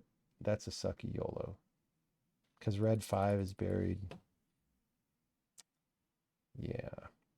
If I do this one, we put the 4 in the 3, 4, 5, 6. We can't collect them for a while, but you know. That would give us 15 and 17 and 5. We can't do anything with the 15, but we could lift it and get 17 and put 5 on this. So I'm going to do that.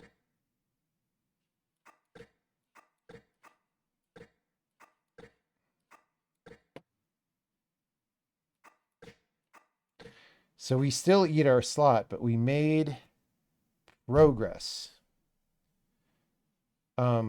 We might still be hosed. But let's see.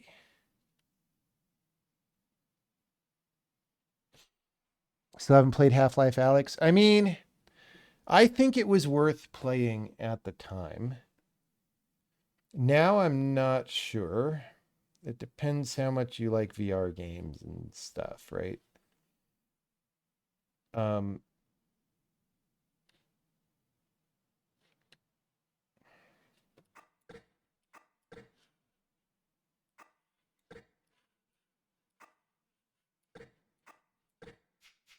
oh, I didn't realize we got 16. Okay, that was good. That was good progress that I didn't quite expect. So we could put the 6 down there and get another 1-bagger, which we could put the king queen on and put the 5 on, or the, okay, let's at least do that. Because I was going to say, or we could put these this way, but if we could put all that on the 5, that is strictly better, which is like strictly ballroom, but better. And then we could put the 13. Oh, no, we win. We win. Well, win is a little bit strong. But, you know, we have done okay.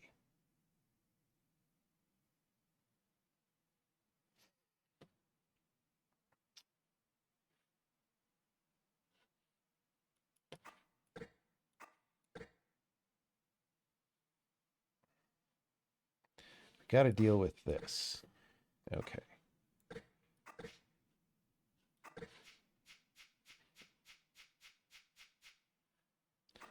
All right. I almost threw.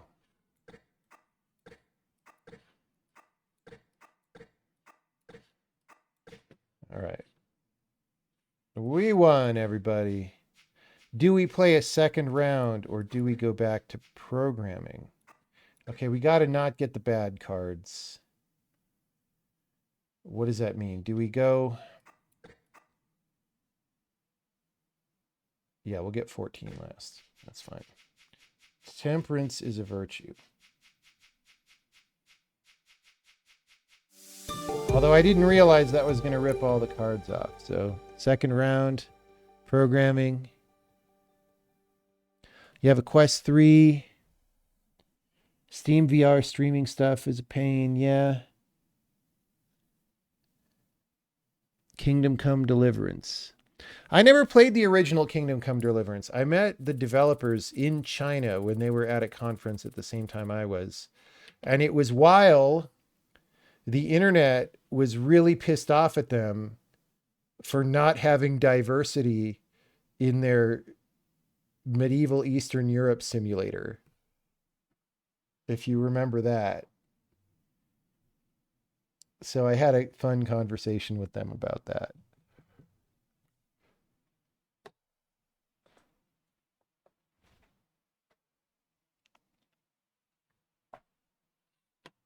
And I meant to play the game and I just never did. I mean, people were saying good things about it, except for the diversity people. And I just never got around to it. But, you know, I mean, they did okay. Except I heard Kingdom Come 2 turned kind of woke. And I'm like, what? How did that happen after? So we have this King, Queen, Jack, 10, 9, 8, 7, 6. So that's great. The problem is just this blue 3.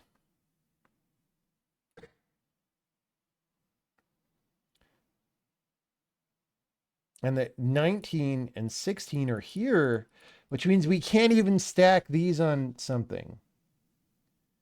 We need 14 or 20. So it's got to be 20. So we kind of have King, Queen, Jack, or Queen, Jack, 10, 9, 8. We can do that right now. Right.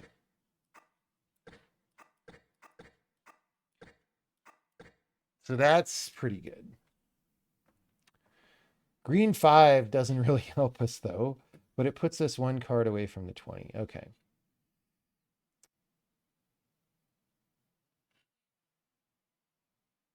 We almost could drill down one of these because we put 8, 7 in the hole, apropos of nothing. We get gold 2, we get 0, 1, and 2, and then queen on the jack or jack on the queen. And then we just have 2 cards on either side. We have 5 arcana, which doesn't really go anywhere yet. We have 6 gold, which, oh, these would pop back onto 6 gold, guys. So that makes it doable that way, right? Or if we put the jack on the queen, gold queen is, okay, let's just do this. Easy clap. Easy clap.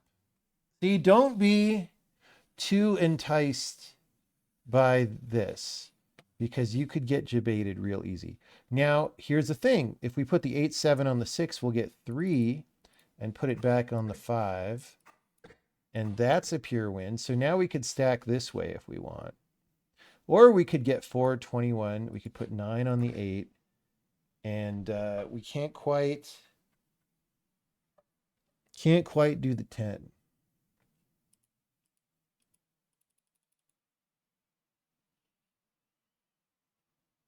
Or we could do this.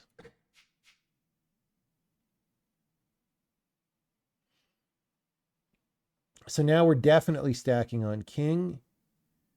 So it's like we kind of might as well just do that.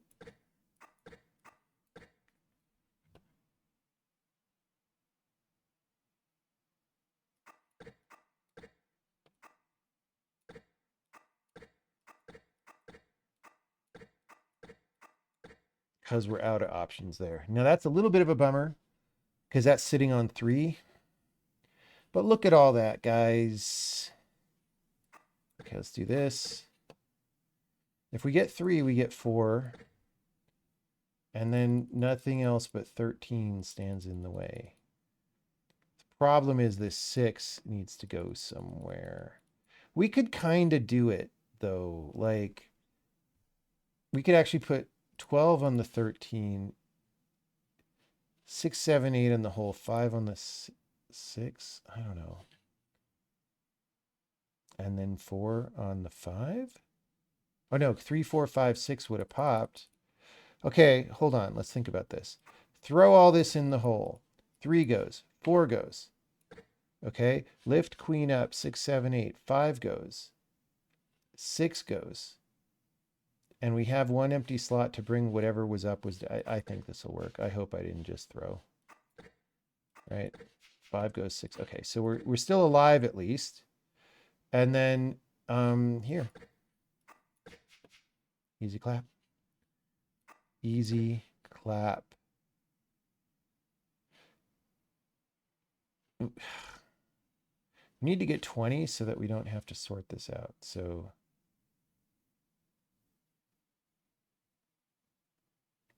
I mean, if I put 5 in the hole, we get everything 20 through 15. But that leaves us with red 9. Oh, and then we put this on red 9. Okay. All right. Cool. And then we do this. And this is about the time when we feel comfortable that we won the game. And there's not much in the way of bad cards left. So if I take 14, that'll take those out. And then we're in the clear. There's nothing bad. There's nothing bad below 11, in my opinion. And we could take justice as long as it's real justice and not social justice. All right. All right. Be honest, are you headed in the right direction? Is good advice for social justice.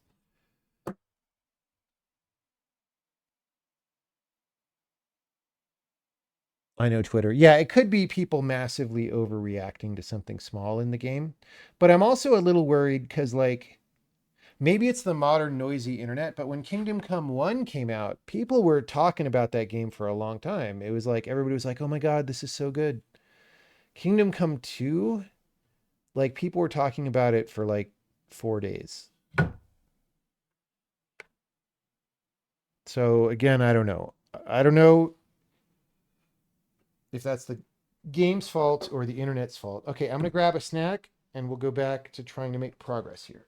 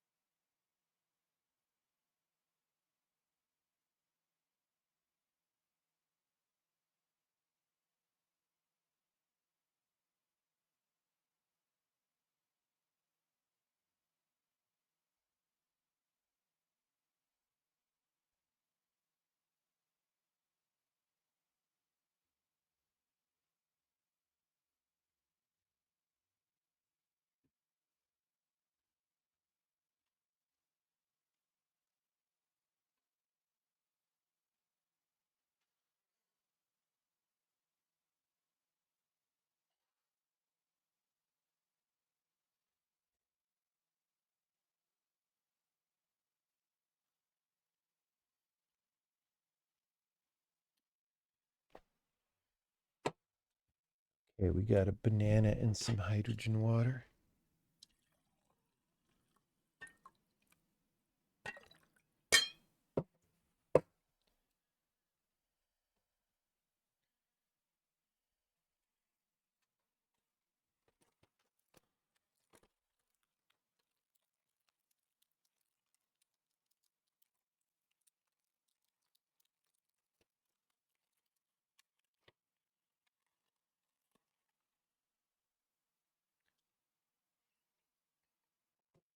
$53K reviews on Steam. That's a lot of reviews. So maybe it did well. What was the last good FPS campaign? Like Wolfenstein 2? Return to Castle Wolfenstein 2? That wasn't even that good, but like, eh.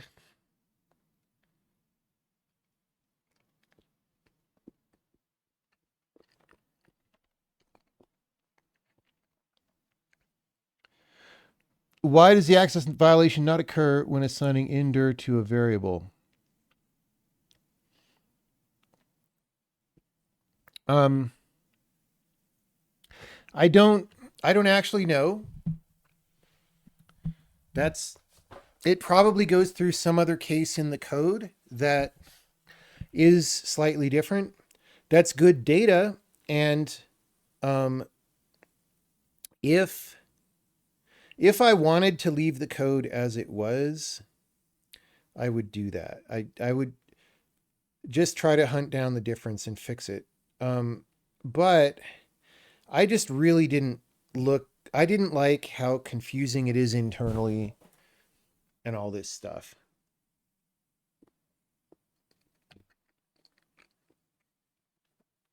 So I want to fix that. That said,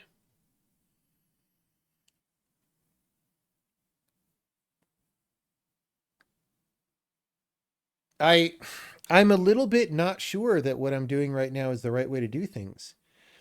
Because like I said, it has this memory cost for overload attempts. And you can definitely make cases where you rack up like a lot of overload tests.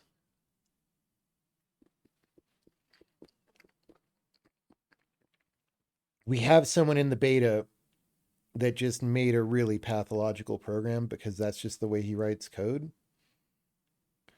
Like it takes a minute to compile his program, right? It takes 2 seconds to compile Sokoban. And so that program serves as a good stress test of things. And so I start worrying about stuff like this, you know?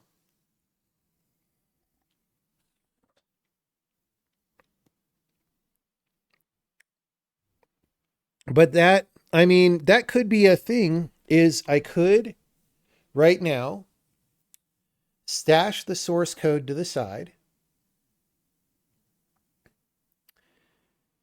And we could, okay, there's 2 options. I could, one, continue what we're doing and just have that as a data point. And if we decide later that the memory usage is not good for some reason, I doubt that we'll notice it in reality. But the reason things are fast and relatively compact is because I agonize about these things.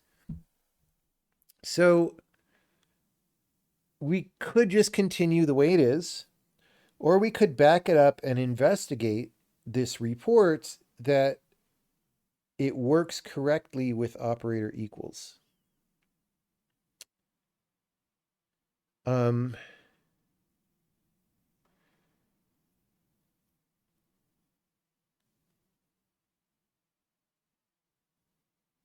There is a little bit of a difference between those, but I wouldn't have thought that it's enough of a difference to really matter. I mean, honestly, okay. A, I could refactor this and make it cleaner. B, dude, I have so much to do right now. And if we could fix the bug in just a quick way without re-engineering the system, then we could wait till we have a bunch of money to pay people to make the code a lot cleaner, which I would prefer at this point. However, dude, I would love that. I would like to just have like a year where I had some really good programmers who knew how to make code clean, the real way, not the clean code way, but the real way. And I could just pay them a bunch of money to do that on the compiler. I mean, a lot of it is pretty clean, but a lot of it is gnarly. Well, some parts of it are gnarly.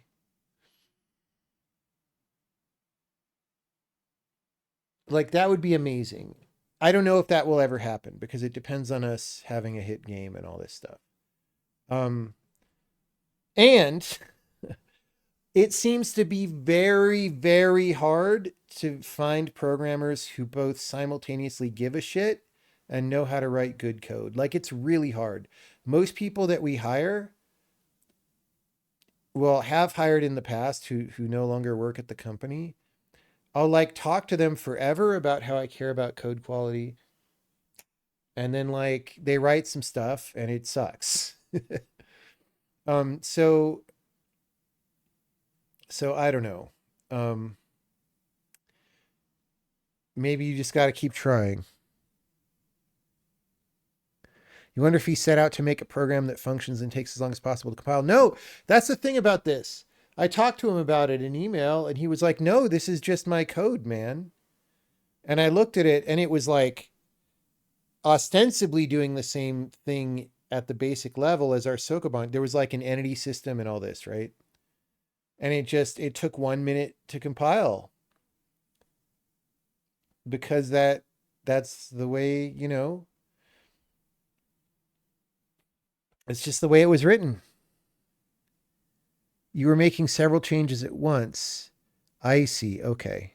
So we don't have confidence that that was a thing. Put it on GitHub and people will make it clean for free. Have you seen the code on GitHub? Are you fucking kidding me? Have you seen open source software? What are you talking about? People will make it clean for free. They'll poop all over it and then put anime girls inside it in ASCII. That's what'll happen. And then send you 500 AI generated patch report requests per day. What are you talking about?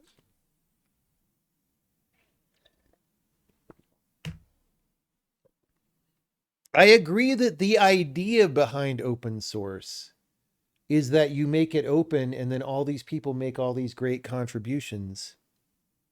And then the source code becomes amazing. But have you looked at open source software? Here's an idea. Name literally any open source software that is original. I mean, literally any is a bit of a stretch, but any major open source software that's actually original and is not a copy of commercial software. So let's start there. Secondly, name some open source software where the source is actually as small and clean and readable as it should be for what it does. I tried, dude, I was going to contribute to like whatever the Mozilla calendar app was years ago because I wanted it to do some things. And I downloaded that code and I looked at it for 2 hours. I couldn't even find the part of the calendar software that did the calendar. And I fucking gave up. That was my last attempt to contribute to open source.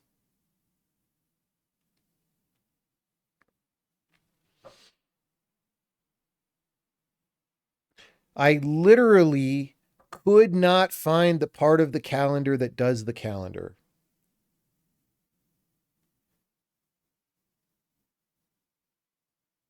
TinyGrad is the best example you have seen. Yeah, that is a good example. But I think TinyGrad proves the rule by being the exception.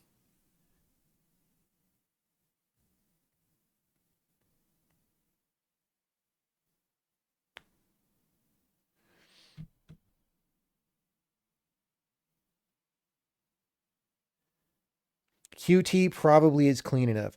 Dude, even 20 years ago, Qt was already so massive and huge and bloated for what it did that it was insane. Like how many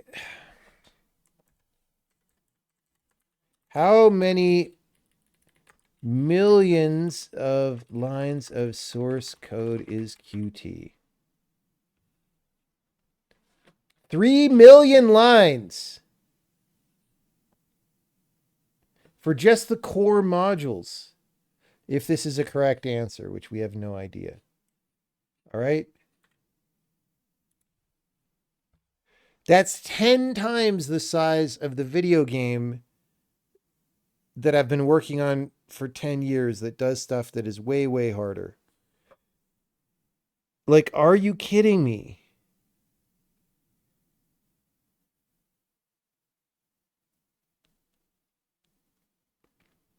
You sometimes have to compile Qt at work. That's a go home for the day kind of thing. Well, that's ridiculous too. Okay. So our game compiles in 2 seconds. It's 300,000 lines.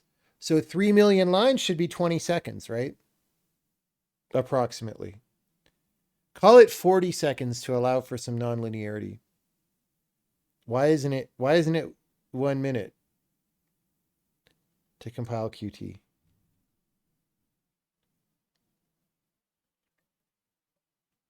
That probably includes the IDE as well as many other things. So what?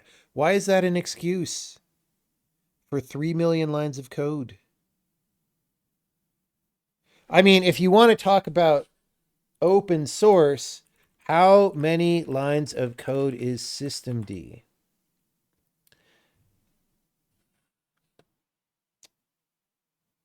5 years ago, it was 1.3 million.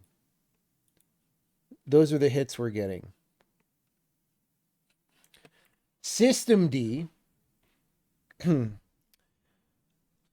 the program that literally does almost nothing,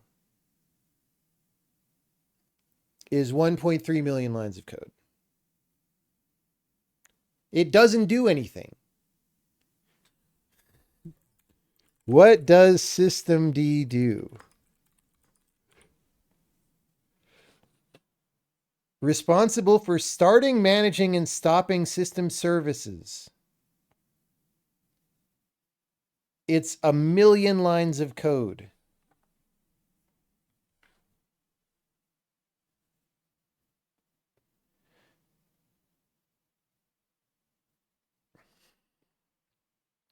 The access violation occurs on the assignment within test. Well, that, if it's wrong both ways, I don't think that really helps.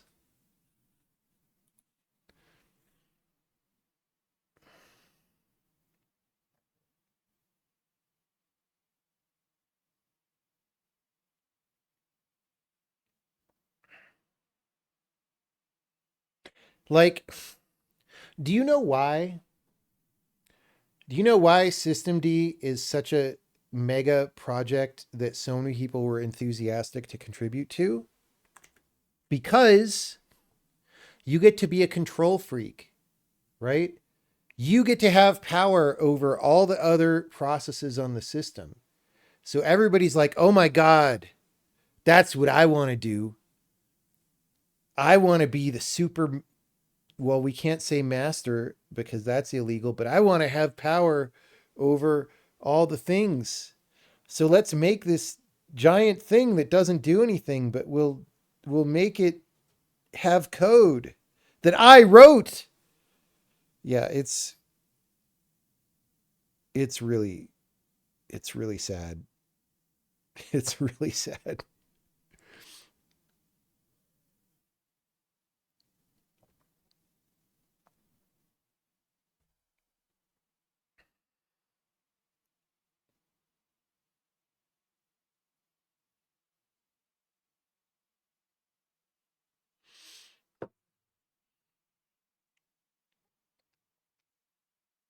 Yeah, so if you ask me, why don't you just do these things as open source? It's because I'm looking at all these other projects and how they're coming out, and I'm really, really not impressed. Like, really not impressed.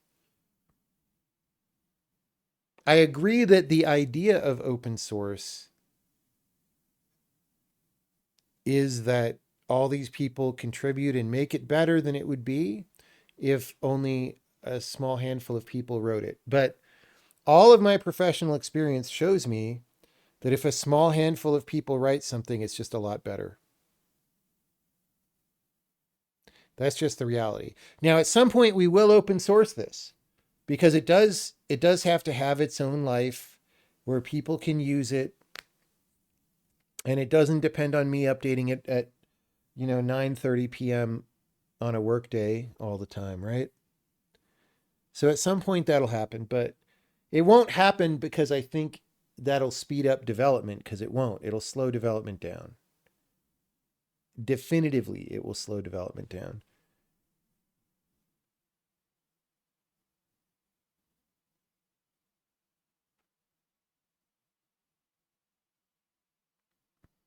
What about open source in the games domain? Yeah, we're also going to be open sourcing the engine.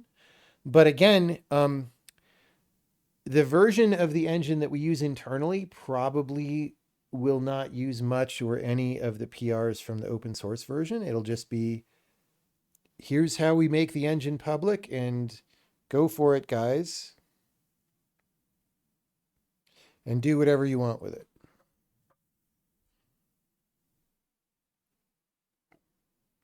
Being slow is pretty appropriate after everything is locked down. That's true. Or it's certainly more appropriate at that time. Like, I think you always, I mean, the friction part of slow is never good, but the like, let's not change this thing that everybody's using at breakneck speed part is good, right?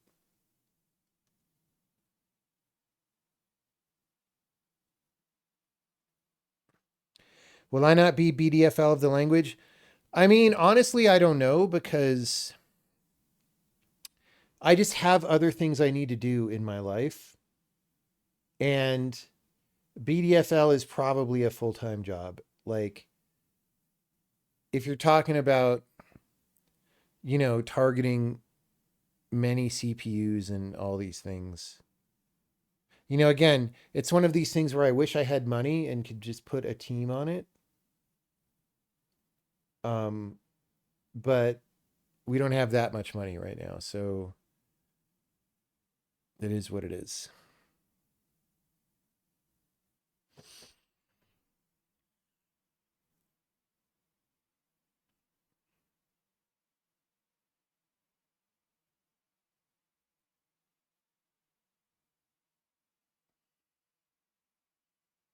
Okay. So I think it is decreed that we are going to continue to make the current version work, but we will put a comment in that says that we don't love the memory usage, even if it is empirically small, and that we would like to do that. Okay, so we need to figure out in this multi-level scenario, why are we not? Let's just start over. I think we're in the first call. Maybe not. Maybe that was still the session where I kept doing set new statement. All right. So we're doing this. We're finding the member.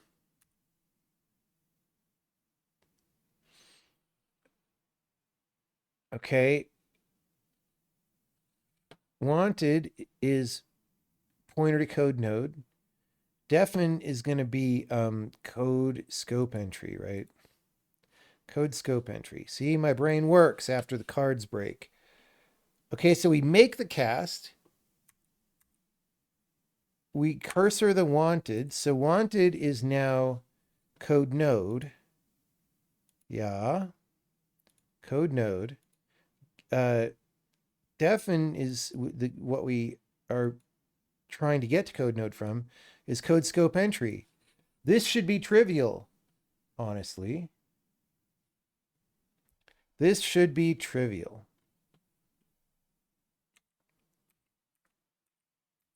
Now this function is giant, so it'll take a lot of stepping to get where we want to get. Okay, here we go. Struct versus struct. It's like spy versus spy.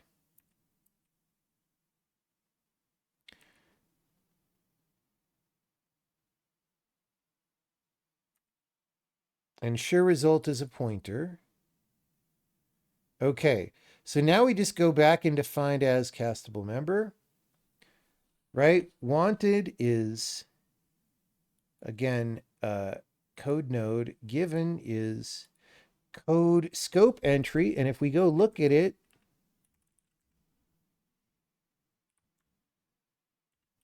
literally the first member is code node.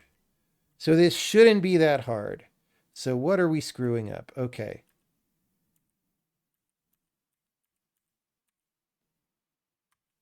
Boom. Okay.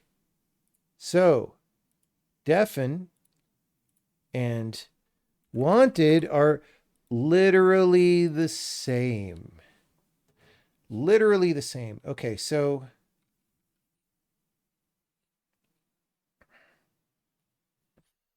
we do the cast.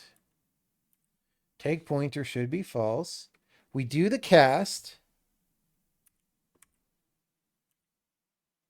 Okay, and we call check that types match. Wanted is equal to given. Return true. They match. Okay, great. Working so far. Okay. I mean, to a first appearance, that worked. Oh, except it didn't. Oh, no. Okay. Our ensure result is a pointer is in the wrong place.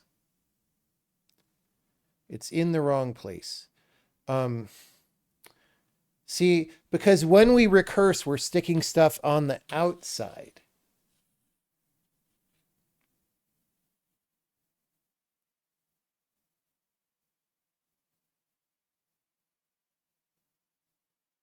Okay.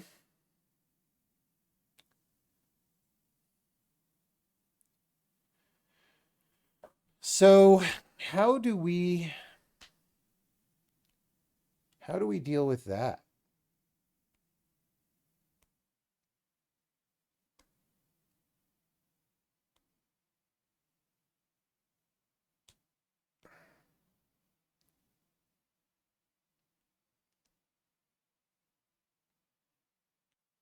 We could do it at the calling site.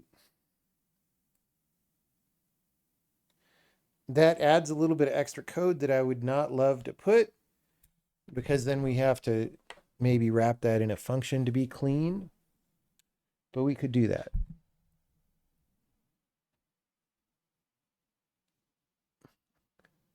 What's the current memory usage? It's just, okay, the old version of this system went through some hoops so that it wouldn't allocate hypothetical cast nodes in order to do the type checking to see if a thing is asable, right?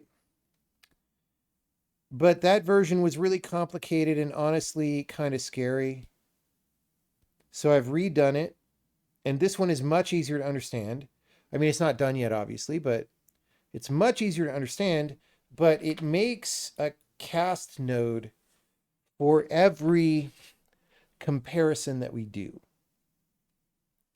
And the question is, how bad is that? And the answer is, it probably depends a lot on the code you're compiling, and I don't have any data.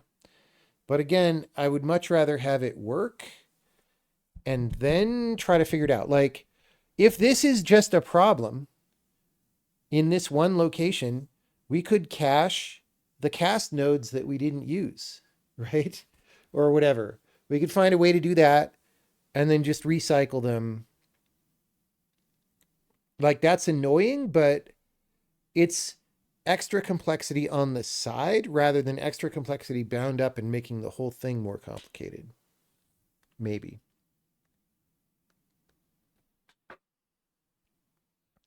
Who's watched one battle after another? Yeah, I just refuse to watch it.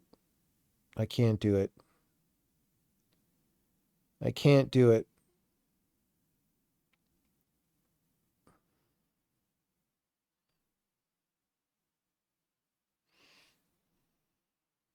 It's great. I'm sorry, I can't do it. It's just too much.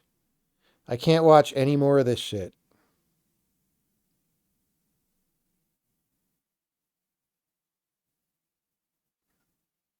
I just have no further tolerance for any more of the message, right? I can't do it. You think it's satire of everyone? Maybe.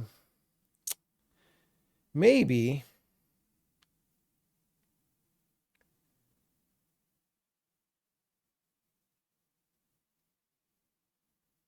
And not really political. Well, I mean, is it good? So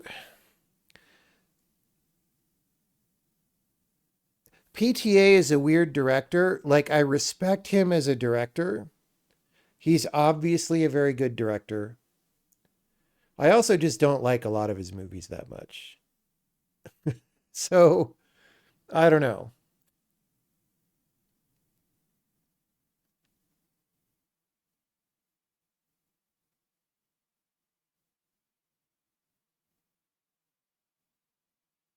I also never read Vineland, so I don't know.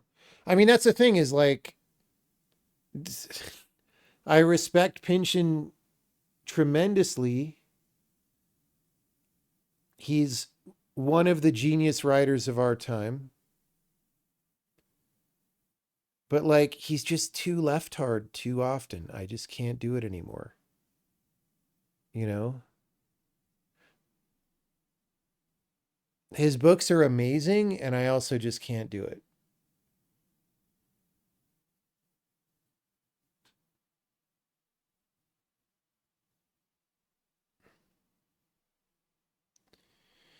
Am I going to go full Tarantino about There Will Be Blood? I did not finish There Will Be Blood. I watched it about halfway and I was like, all right. I I intended to pick it up again later and never did. I didn't even get to the drink your milkshake.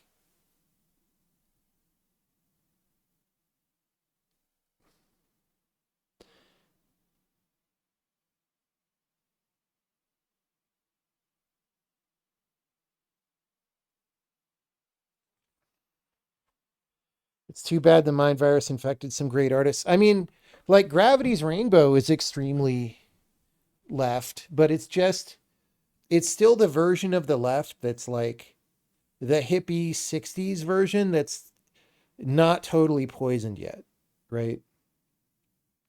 But the later in time that you go, the more poisoned it is. So, I don't know.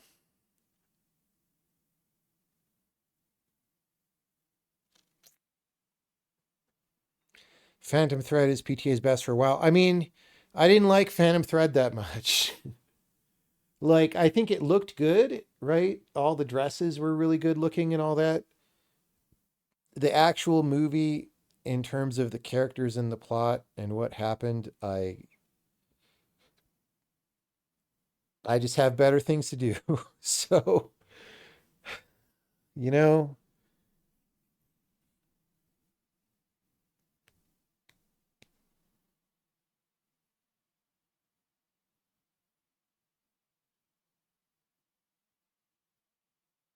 so it's weird. I mean, again, I respect him a lot as a director. None of his movies are that fun to watch for me.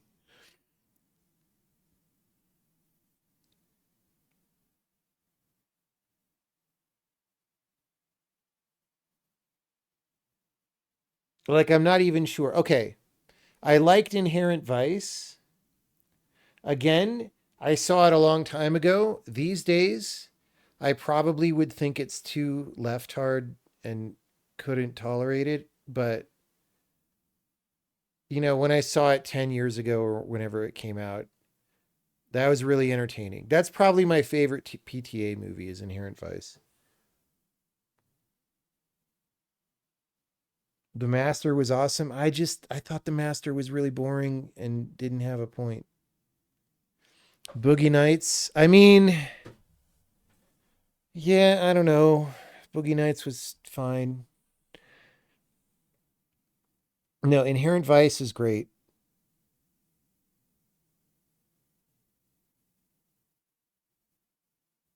I should watch that again to see if I still like it, but I liked it.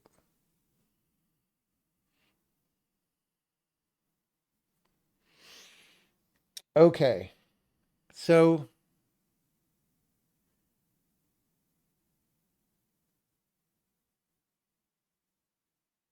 I mean, I think we just,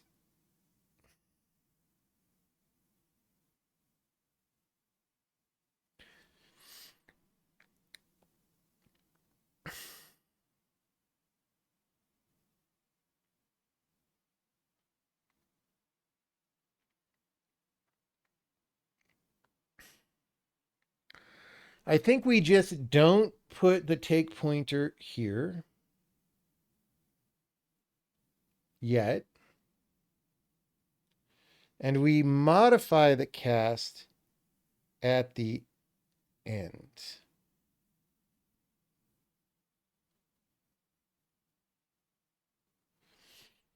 Let's consider this. Consider this. Okay, no check-in. Explain why take pointer is false here and we fix up at the end because this goes on the inside for deep casts. No check-in, remove the take pointer argument if it is useless, question mark. All right, so this is going to be false. And then when we get down here, we're going to be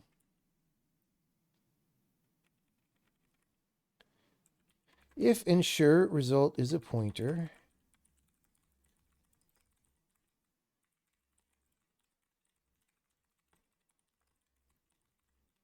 pointer to assert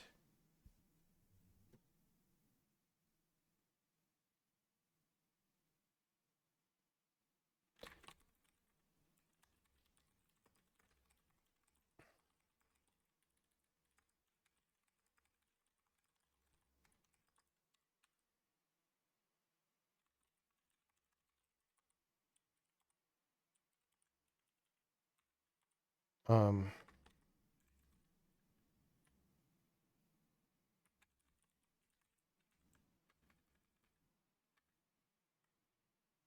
okay, so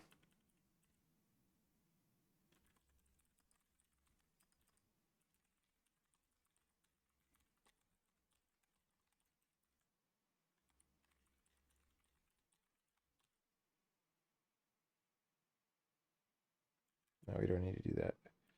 We do need this.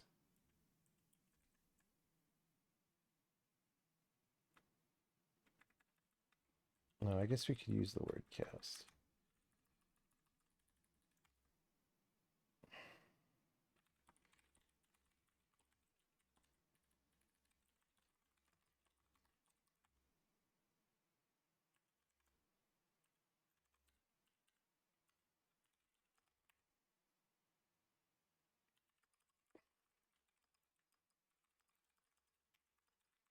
Okay.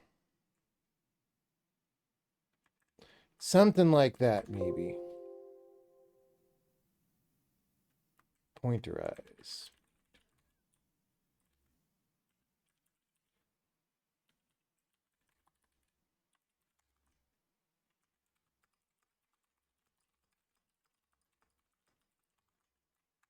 All right. Function does not take, I literally put it right there and didn't look. All right.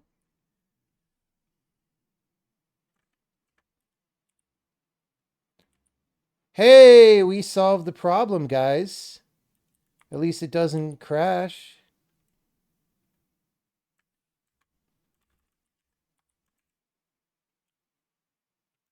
We could put back in some print statements.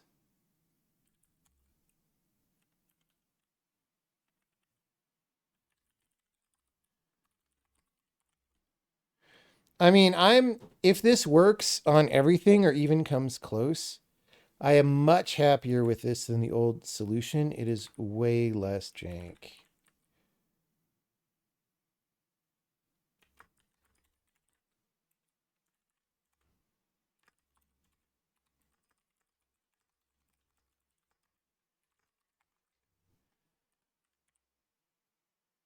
Okay, too many arguments. Oh yeah, because all right, we'll put the value back. What is V? S64.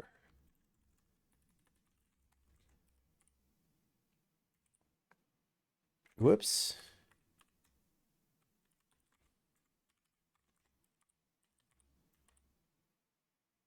Okay.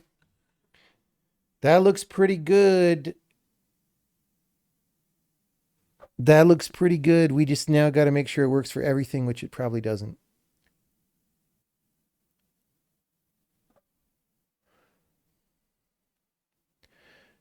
Yeah, I mean, I think he's a great director. I just don't like a lot of his movies.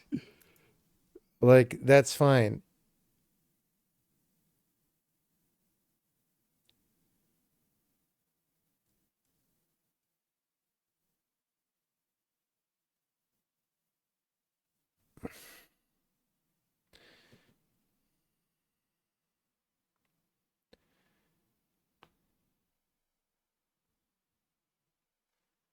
All right. Do we dare build the Sokoban game? This is a lot. I mean, to compile this, it's compiling basic and I don't know, probably some other stuff. See what happens. This probably won't work, but oh God. Okay. So I had to roll back the version of the game, but they are telling me they fixed things. So I'm going to roll it forward again. So we did all these changes where we introduced warnings and rewrote the game and all that.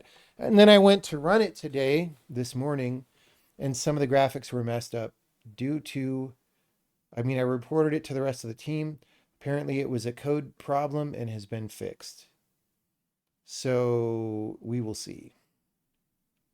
But all these warnings are because I had to roll back to before in the game, but not the compiler, to the time before we deprecated this. It's just an occupational hazard that you have at these times when a lot of changes are happening.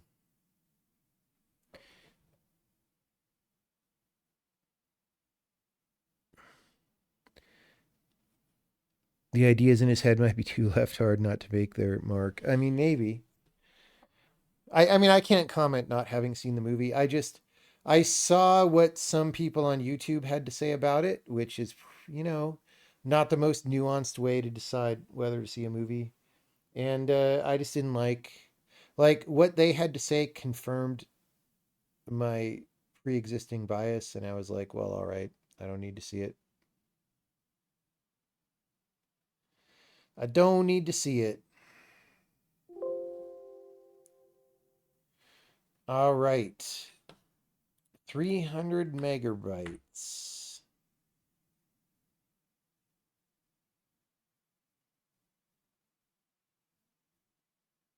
Okay, wait. What's going on? Oh, I was compiling both of them. All right. Let's just be sure about this. I mean, it sure looks like there's just a crash.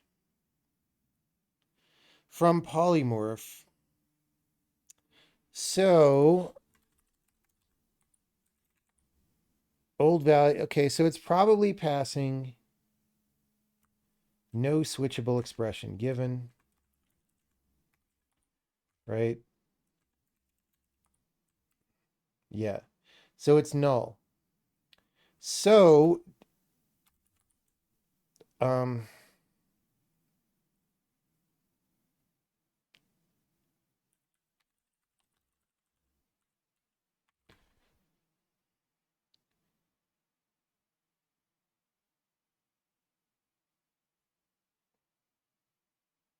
I don't really know.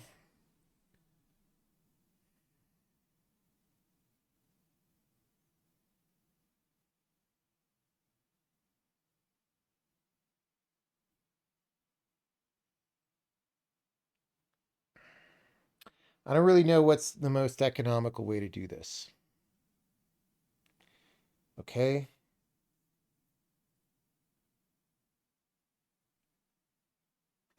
So from Polymorph,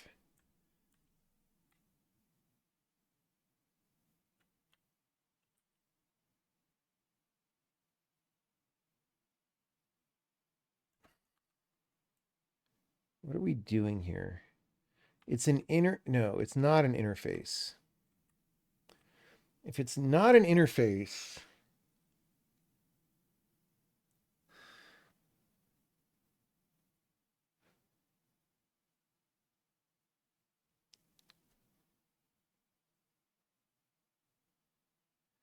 evaluating implementation test. That's a little bit of a hack. Okay, so we're calling this with no switchable expression given because there is no expression. We just want to match the types. We don't want to insert the cast. All right, so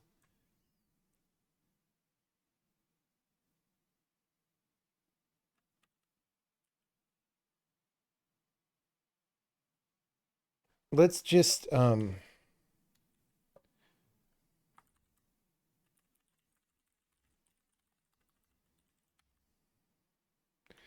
Let's do this. Asked new switchable expression given is null. Okay.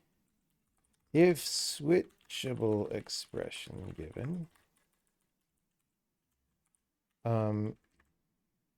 old value, do we use old value anymore? No. Okay, that's great. That can stay in the scope. This can do that. Okay. And then new switchable expression given, which could be null. Okay, if we yield, blah, blah, blah, if ensure result is a pointer. So down here we have new switchable.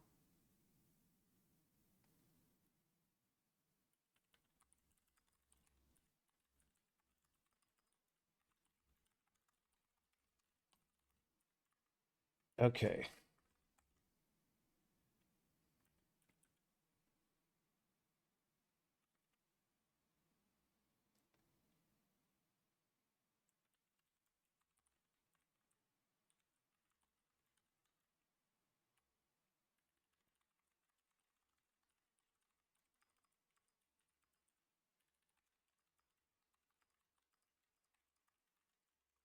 Okay, we assert that we set this.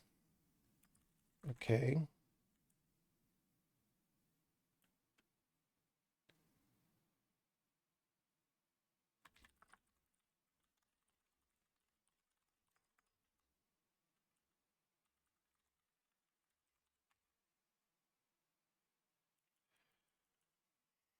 I mean, I don't like the extra complication there, but it's not super deep complication.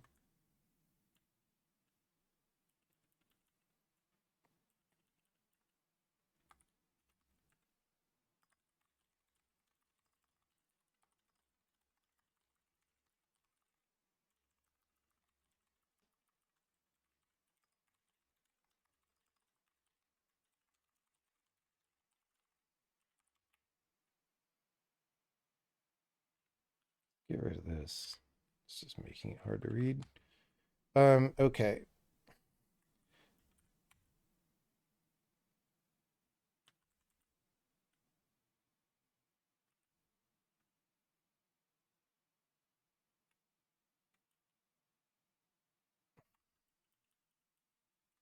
I don't know, something like that. Are we even using first anymore? First. Remember when people used to say first? First.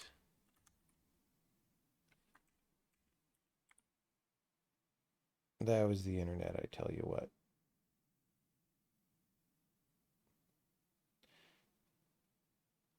Okay, we got pretty far. We got pretty far.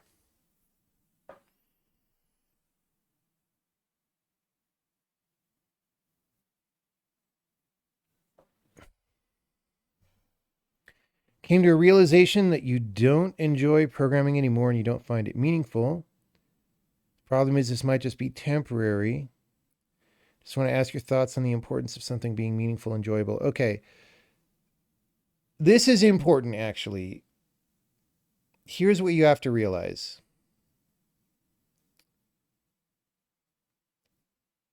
Things could feel unimportant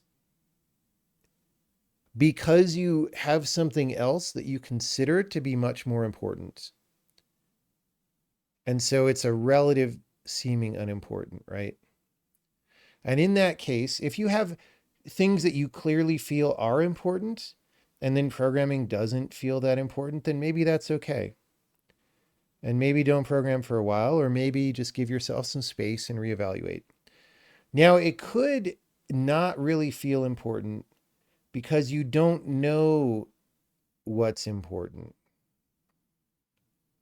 Okay? In that second case, the thing is, you have to do something in life. And so it still might be your best option of how to figure out what's important, or one of them, right? And so in that case, I wouldn't drop it. Like if you don't have a direction that is clear, then you don't know what to do, and you might as well play around with things.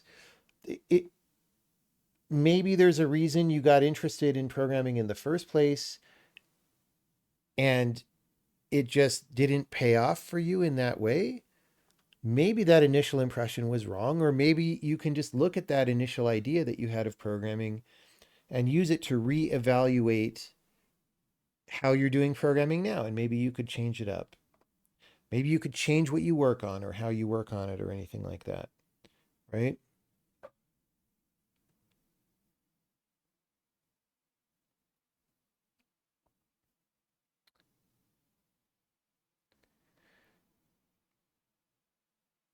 Here's the thing though, having a hard time with these issues is fine. It's actually what you're here to do. So, um, it's okay if you don't know right now. As long as you're doing your best to try to figure it out, honestly doing your best to try to figure it out, that's the best that you can do. Because these are very hard questions, actually.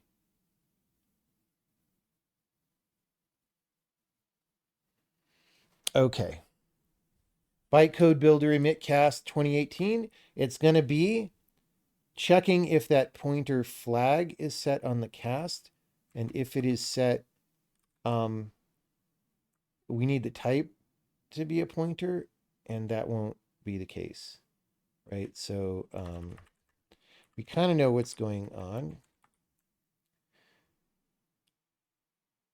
Oh, no. No, cast is pointer dereference. So maybe we edited a cast. Let's go back because we weren't that careful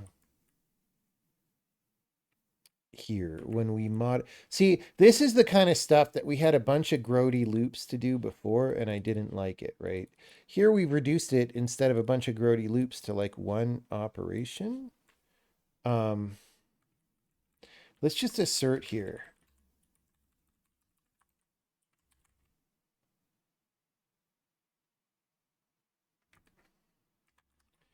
And maybe this assert will just trip.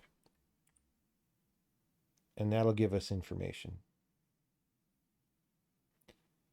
And if it does, we can just look at this in the debugger and verify. No, it didn't trip. That's interesting. Okay, let's just run. Oh, we need to be compiling Sokoban. Let's just compile Sokoban. And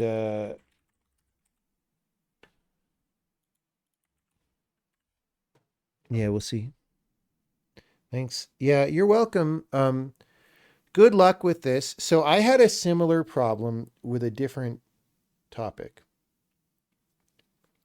So when I was in college, still, I used to write science fiction stories. I used to write short science fiction stories, and I'd only been doing it for a couple years while I was going to school. So I wasn't like that good at it, but I was better at it than a lot of people.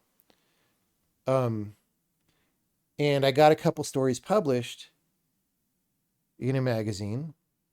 And then there came a time when I had just been writing a bunch of stories, and a lot of them, part of the conceit of the story was I would be doing some weird stylistic thing, you know, at the same time. I mean, there would be some fiction of what's happening and all that, but part of what motivated me was the stylistic thing. And at some point I said, okay, like, look, I've been doing some reps, I've been writing some stuff. This is fine for some unsatisfactory definition of the word fine. But like, now that I've figured out the basics of how to do this, and I'm like a published author and stuff, I want to figure out how to write things that I consider important. And this was a really like gnawing at me feeling. And here's the thing, is I didn't know how to do that at the time. Um, I couldn't figure it out, which sounds weird. Like, how do you not know how to write something that's important to you? But just in the way that I was approaching it and in the mode that I was in, that was the case. Like, I had very high standards for what would be important, but there wasn't anything that I could figure out to do um, that would satisfy me in that way. And so I just straight up stopped. I stopped writing science fiction stories for the time being. And I said, if I figure this out, I'll pick it back up again. But it's actually really intense how I feel about this. And, there's this way that men are, especially when they're young. And I only say men because I obviously don't know the experience from the women's side, but I feel like this is a way that women aren't that often, right? Where it's just you've got like this questing desire and it's not being met by what you're doing. Um, and that's kind of unacceptable. And so what I did, I just stopped writing and I said, I'm going to do computer stuff for a while. I'm going to go make video games and then we'll see if I figure this out, right? And I went and made video games and I stopped being a science fiction writer. And now I am writing a little bit of science fiction now as part of this game that I might or might not be working on. Um, and that's how it went. So these things are okay, right? These things are okay. Are my published science fiction stories available somewhere to read? Probably they're not under my name because I thought it was cool and trendy to use a pseudonym that was stupid. Um, I have copies of them here in my apartment, and I would guess that this magazine is archived online, probably. But I'm not going to tell people what they are because, I mean, I'm not that proud. They were fine for like something a kid wrote when he's 18 or 19, right? But like, I wouldn't consider them that good today, probably. Like, I could write way better stories today. So, yeah. Do I enjoy the writing? I mean, I haven't done it in 30 years.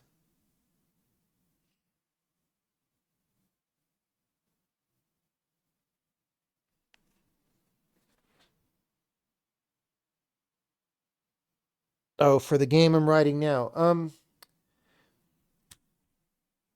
Honestly, I'm not sure yet. I do enjoy it a lot of the time. It's fun. It's fun to write in this style. Um, at the same time, there's some difficult problems to solve that I haven't solved yet. And so we'll see. We'll see. There's like some very, very hard structural problems that I have to deal with.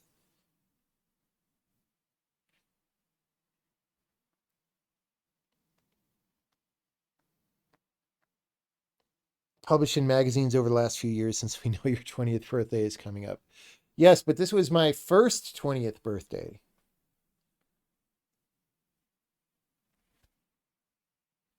This was my first 20th birthday. Come on.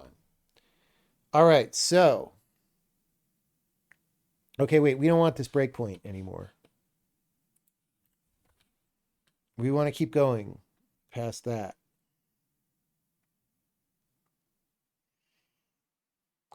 Hey, there's some subs. Thank you. Thank you for the subs to all the people. I'm sure those people appreciate them.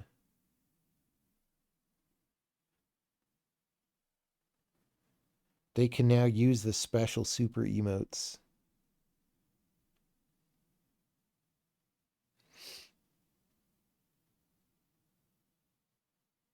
Celebrate anniversaries of her 29th birthday. I mean, that's a good strategy, right? Okay, we also don't want this breakpoint at this time. We might want it later.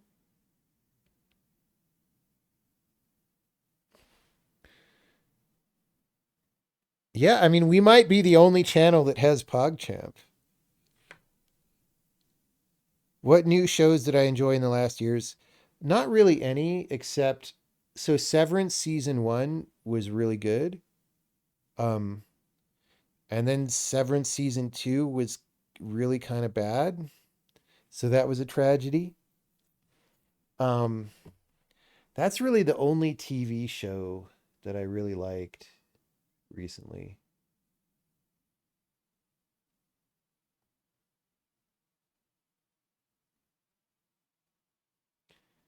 I can think of some that were so at one point I was trying to watch I wanted to watch some sci-fi TV shows and I was looking around and I watched some terrible ones like for the whole season because usually there isn't a second season when it's really bad.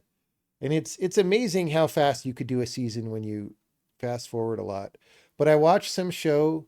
Um, there was a show called Invasion, right? A very generic name, sci-fi show about an alien invasion. It was probably on Amazon Prime. It might have been on Netflix, right? So I'm watching this show. It's called Invasion. Literally every time the new episode starts, it puts you on the title screen. It's like on the next episode of Invasion. And the first like 10 episodes of the 14 episode season is everyone trying to do sleuthy detective work to eventually figure out that there might be an alien invasion that's going to happen. And it's like, it's in the name of the show, guys. How long are you going to draw this out? The name of the show is Invasion. We're not confused about whether there's going to be an invasion. So why do you have all your characters confused about whether there's going to be an invasion? And the answer is it keeps the budget of the show down because you don't have to do any alien stuff if the aliens aren't there yet. Dude, it was so bad.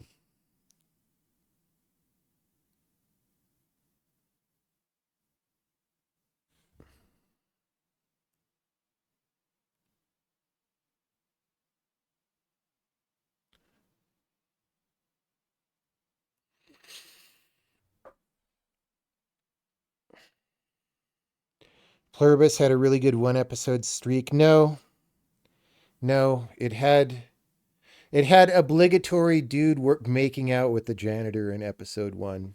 So that that torpedoes it even from having a one episode streak.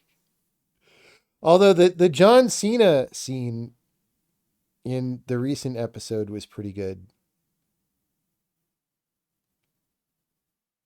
The John Cena cameo, invasion of boring. Yeah, that's what it was.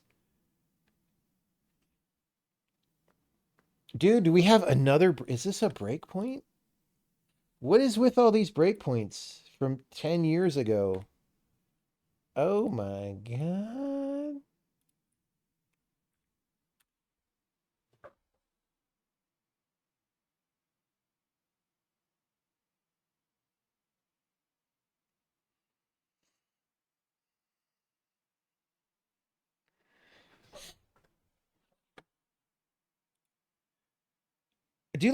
Do normal people know who John Cena is? That's the thing. Like if you're a dude and you like wrestling, you know who that is. But that's not the audience of that show at all. If you watch his superhero show, which means you're a dude who likes wrestling, you know who he is. I mean, I guess he was in like Suicide Squad or whatever, one of those things. Is that where he's from? He's from Fortnite? Okay, I didn't know that. He's in a lot of American comedies. Okay. Yeah, I just don't know. Like, I think of him as someone only dudes would know who that is.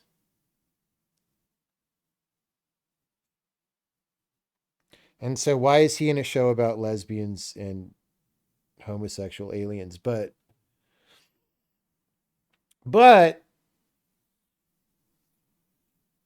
I mean, maybe everyone knows about him.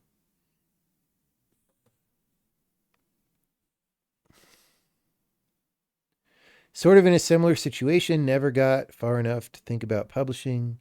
Haven't really written much of anything in 3 years. Well, it's so much harder to, I mean, I don't know how you would publish a science fiction story now. Like, there used to be magazines that people would buy in the bookstore, right? And now there aren't.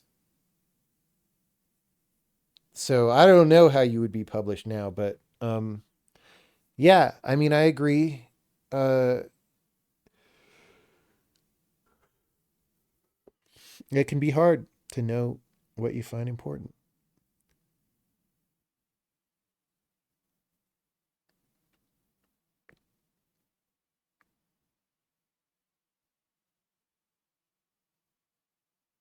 Sci-fi seems to be better as short stories. I think that's often true. So here's the thing.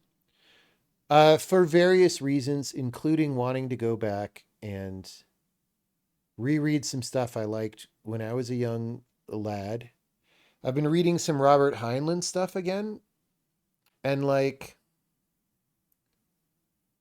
it's not that good. I mean, it's way better than like Asimov, but it's not that good. And I'm reading stuff that like I don't think I read before, like some of the more background novels to some of the books that I liked. And it's just like, gratuitous sex stuff that's the same in every novel and like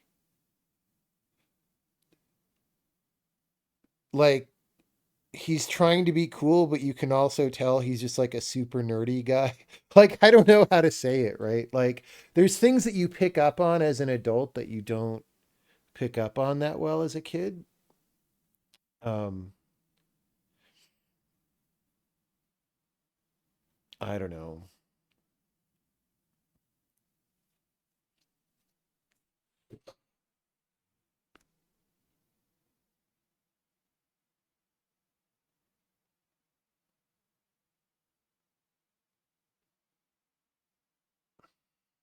Sci-fi books are really good compared to fantasy books. I read some fantasy books that I didn't mind.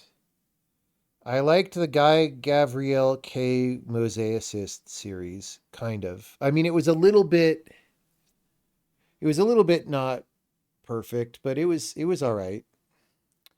And I liked the Patrick Rothfuss books, kind of. Although I guess he kind of pulled George R. R. Martin on those, and there just hasn't been one after the whatever was the novella, the silent, small and silent, nice place novella, which I liked.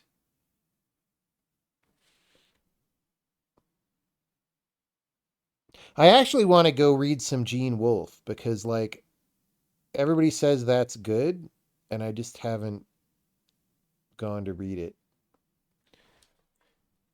In fact, maybe if I get tired of Heinlein, I'll go read Book of the New Sun, which is what everybody says is really good. Dragonlance, yeah, dude.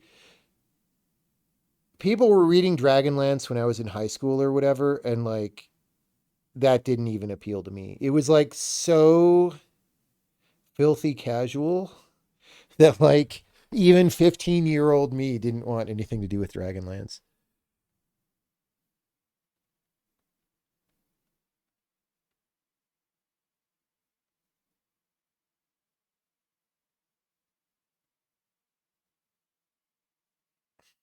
The weird female bigamy stuff and Moon is a harsh mistress.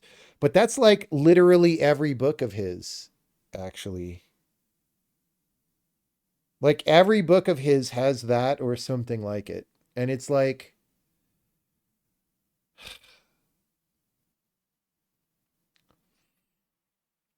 maybe Starship Troopers doesn't, but like most of them do. The dude wrote a lot of books. This is the other thing I forgot about Heinlein. Like, I only read some of the most famous books, but like he wrote a lot. List of Robert Heinlein books.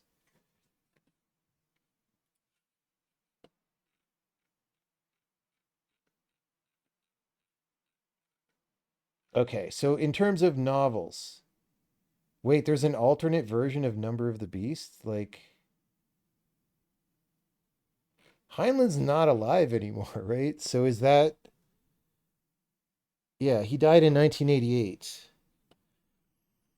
Okay, 1, 2, 3, 4, 5, 6, 7, 8, 9, 10, 11, 12, 13, 14, 15, 16, 17, 18, 19, 20. Really? He wrote Starship Troopers right after Methuselah's Children. Interesting. 21, 22, 23, 24, 25, 26, 27, 28, 29, 30, 31, 32, 33. I read Job. 34, 35. He wrote 35 novels and then a bunch of short stories and stuff.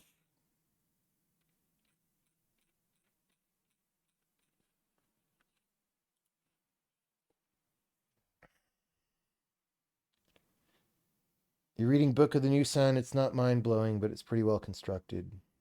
Interesting. Yeah. I mean, I have weird experiences with some of this. What was the name of the book?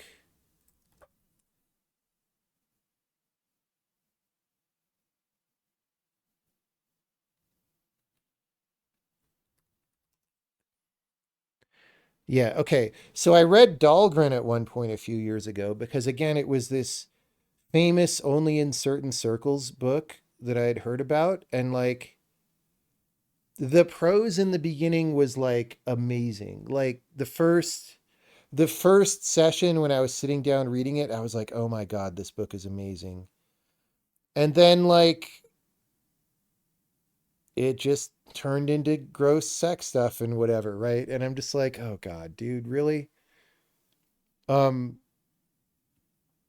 and just came off in the end, I don't know, a lot less special than it could have been. But it was really beautiful in the beginning.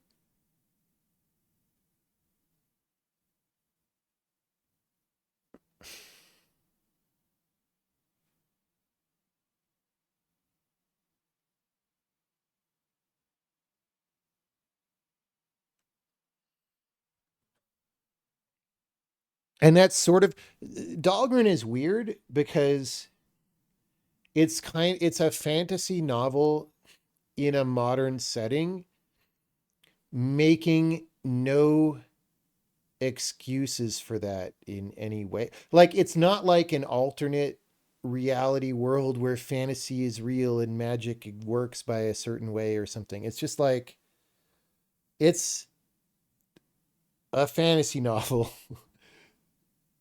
in a modern setting where just shit is happening. Like I don't even know. I don't know how to explain it.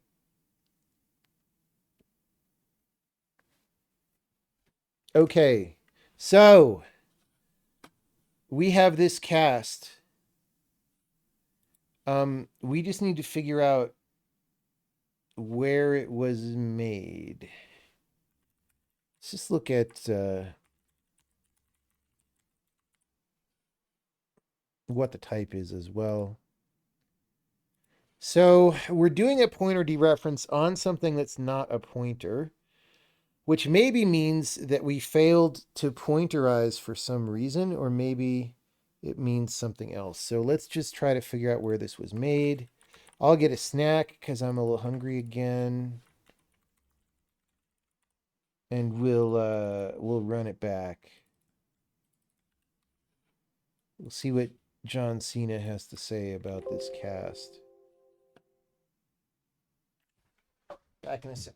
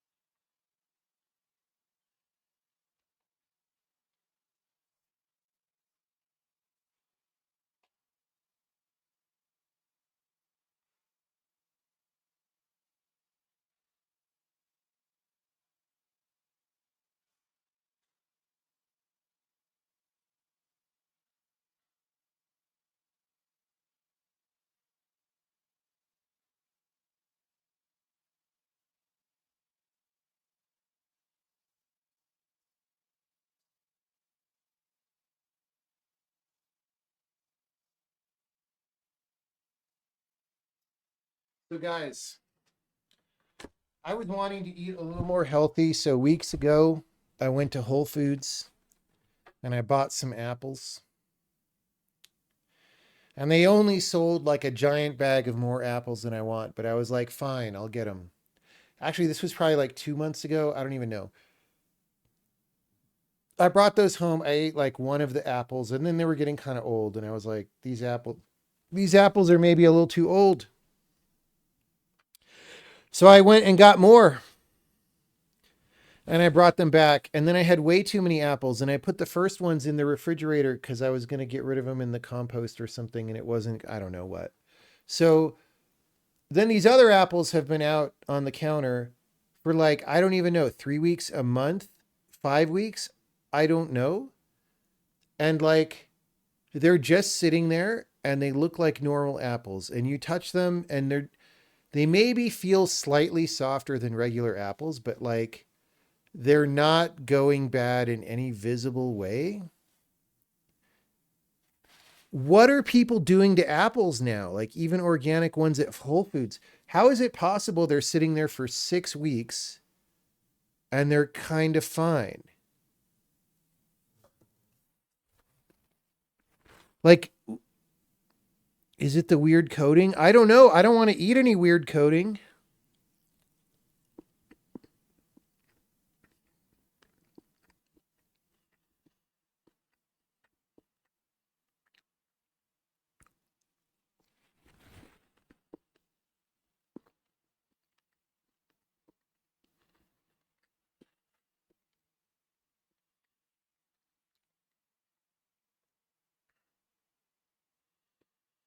You look at our entire system and think borked. Well, I would agree with you there.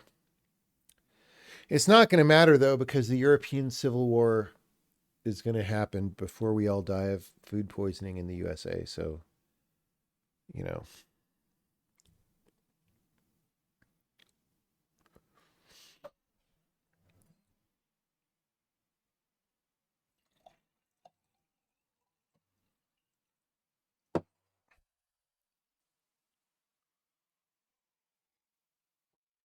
who's winning the European Civil War? Finland and Croatia will each get half of Europe. And then, like, those are the only two nations. Well, no, Poland probably will get part of Europe. Um,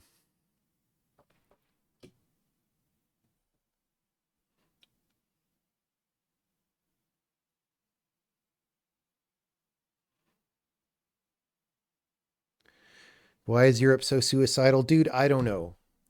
I don't know.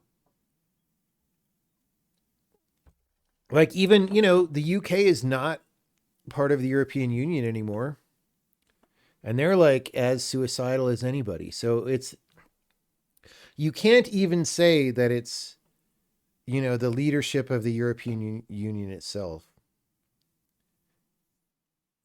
Greater Poland.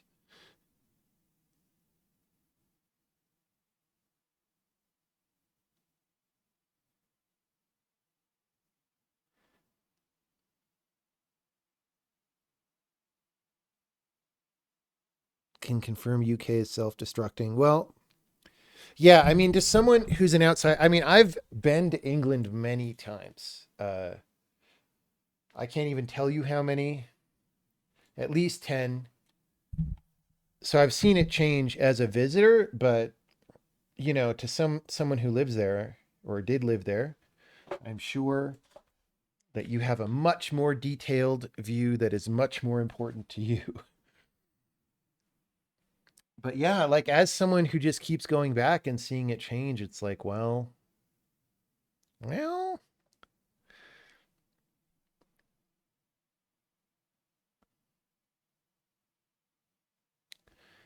seriously talking about the UK self-destructing while there are Americans around. Yeah, America is trying to save itself from self-destructing. I don't think we're being very successful right now, but we're trying. We're at least trying to remain a country.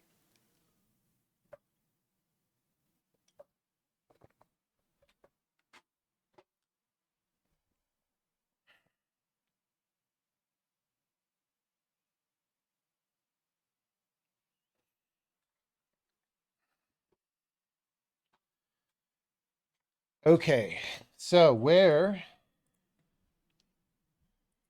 make implicit cast. Okay.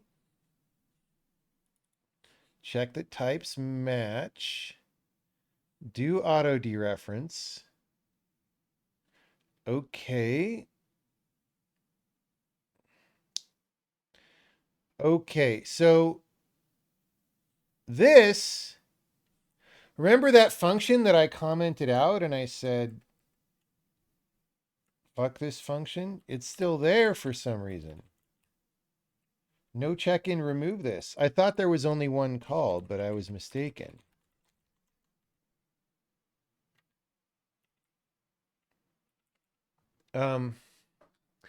So wait, what are we doing here? We check that types match. We make an implicit cast.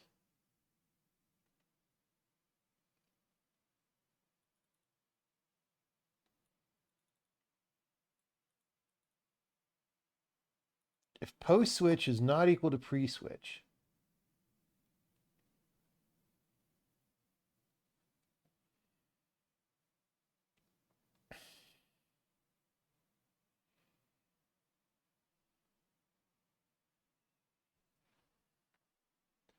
I am not even sure. Not even sure where this is. This is for number flags?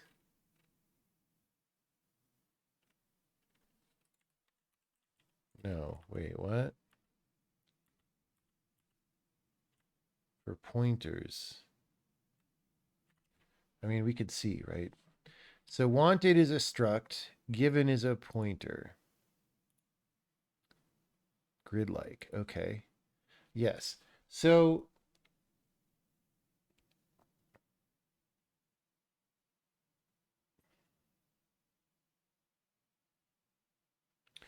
what's the cast expression? We're not in the right place. Oh, I see.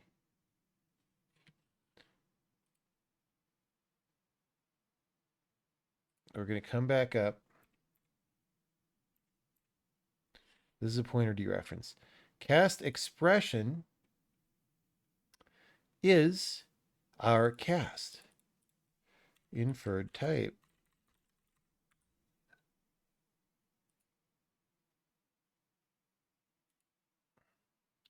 Grid-like. So we're trying to dereference grid-like to grid-like, which should not be necessary.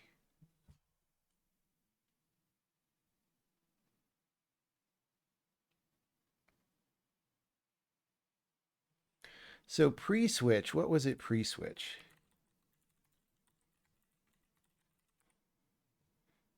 It was a pointer pre-switch.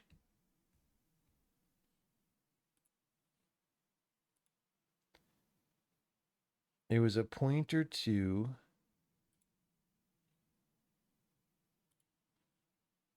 entity manager. Right, okay. So this did some stuff. Okay.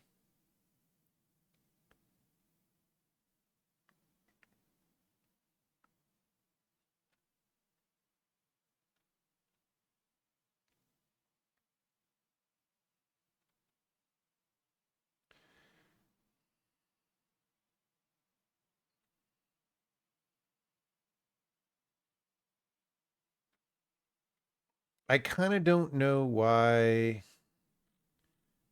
there's so much for the do auto dereference.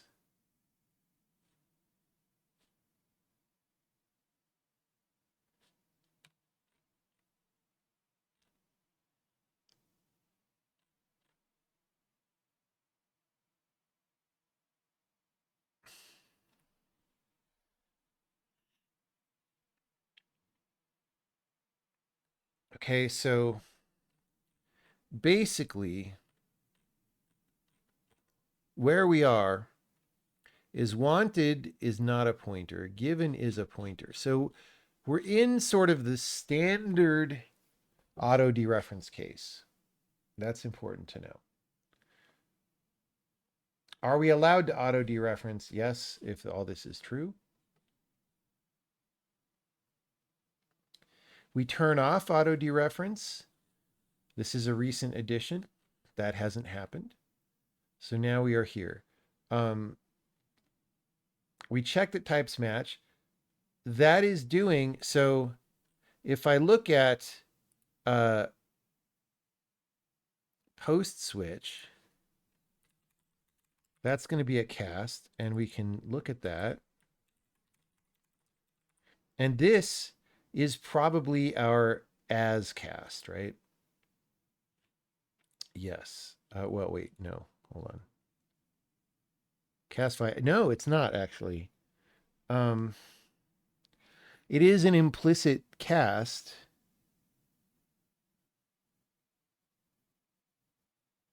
So this is weird. Maybe, maybe not. This is going to be cast to grid-like, right? From what?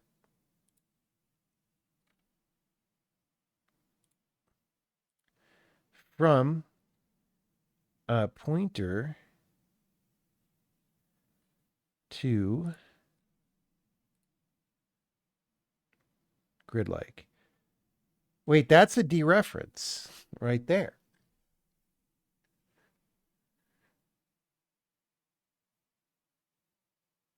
Wait, is that already?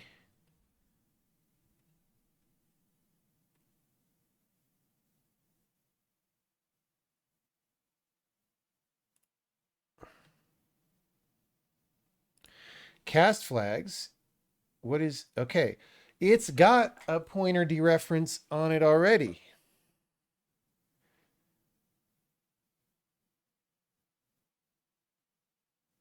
So like maybe we just don't do this now if we don't have to.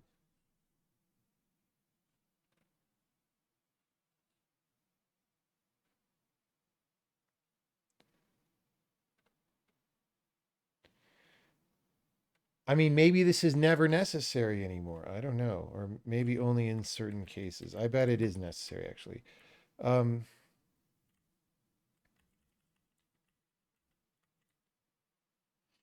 Okay.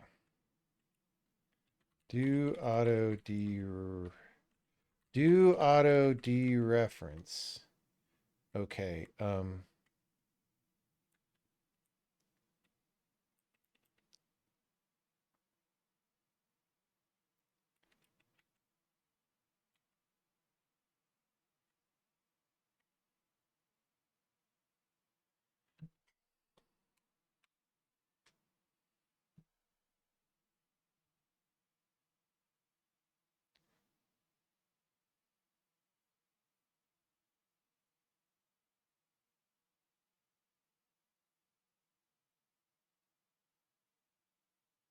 This doesn't make sense to me. Let's delete this. This is very old.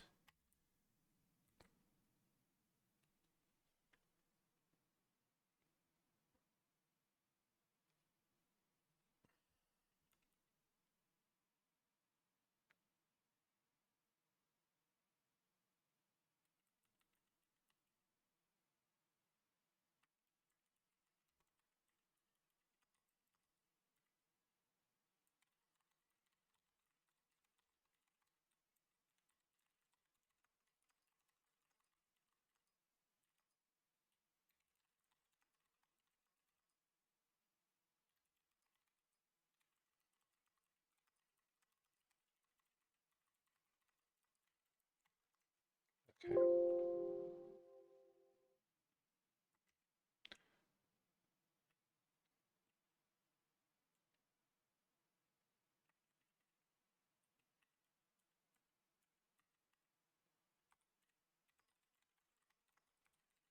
I almost goofed that one because we need to return true no matter what. That would have been fun to debug. Okay. Cannot cast from a non-struct to a struct.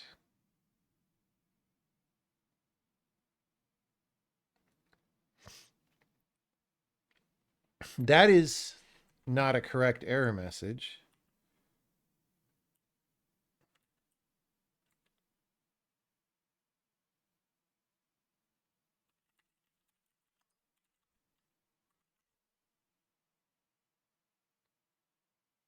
Where even is that? In bytecode builder.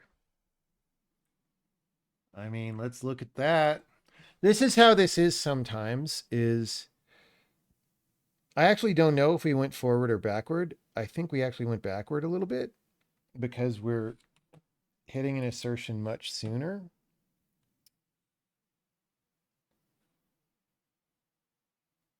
So source type is a pointer.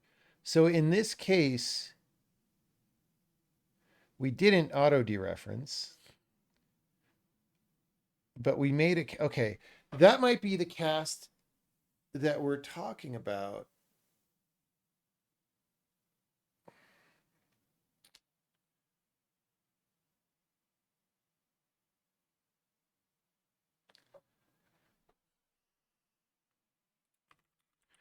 We might want to leave it here for the night. Okay,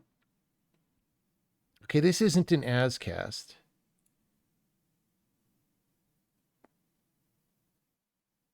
It is an implicit cast.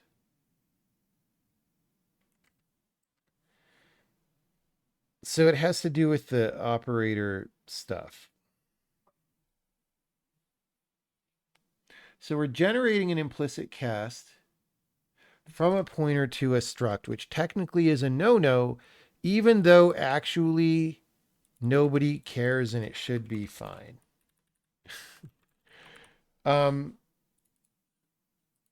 Actually, it would not matter one whit if we ignored that. But let's just try to be good people here and whatever. Make implicit cast for variant, check the types match. Like, we're not even in any kind of as cast situation. So this must be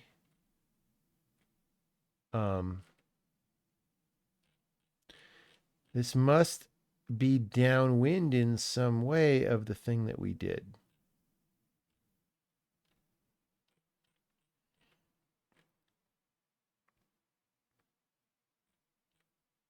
Of the do auto dereference.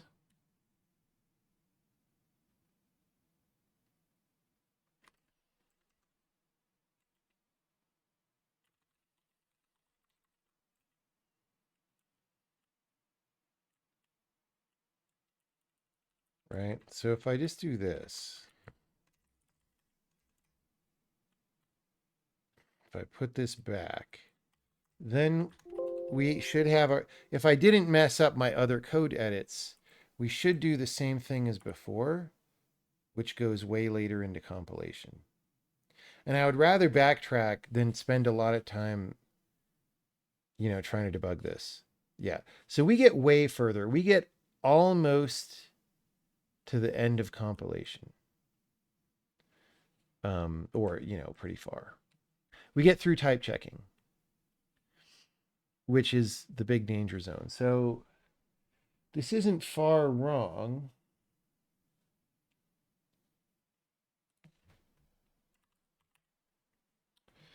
So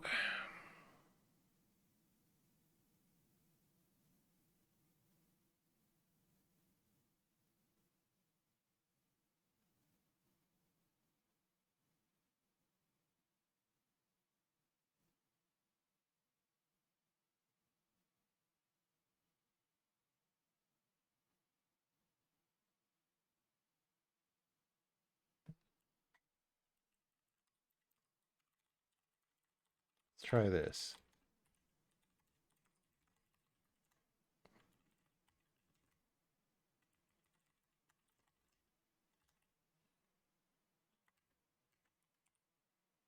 Okay, that's literally the same problem. That's weird because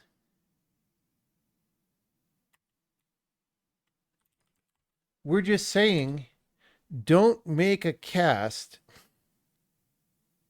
if the types are the same. Why would you ever need to make a task cast if the types are the same? And the issue is maybe this thing is doing something weird.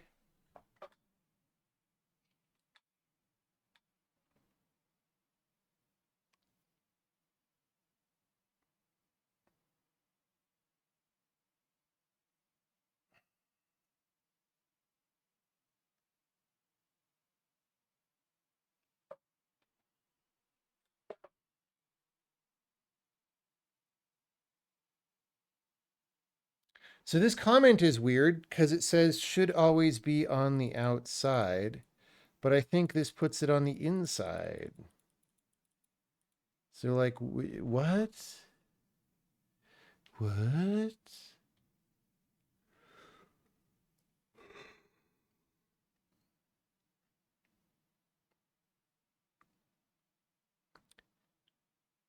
So I'm starting to get tired. It's bedtime, but I feel pretty good about this.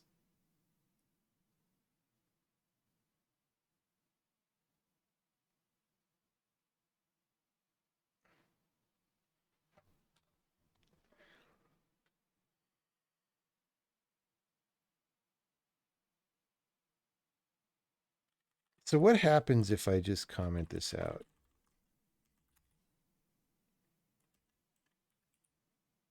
Okay. We get hosed really fast. So that's confusing. So like maybe when I'm fresh, I need to figure out what this is.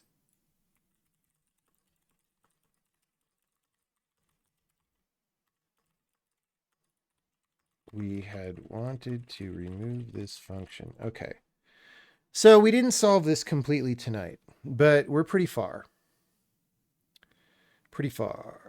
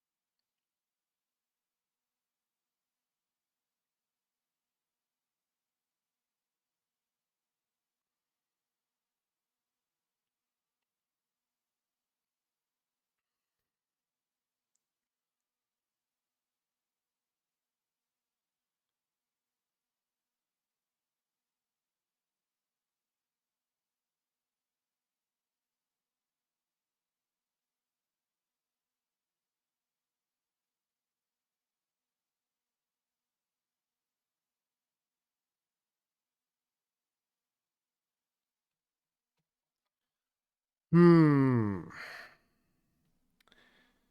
So the good thing is, so it's a little bit annoying to have to debug this kind of stuff because it's like, what's going on here?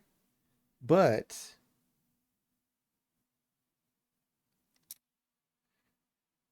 it's one step less gnarly than it was, as far as I know.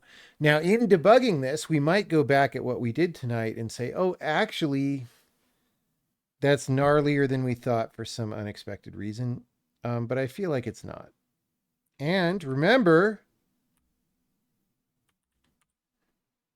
oh, actually, that's interesting. We had solved this, and now we've unsolved it. Okay, hold on. Yeah, interesting. That's weird. What did I do to break this?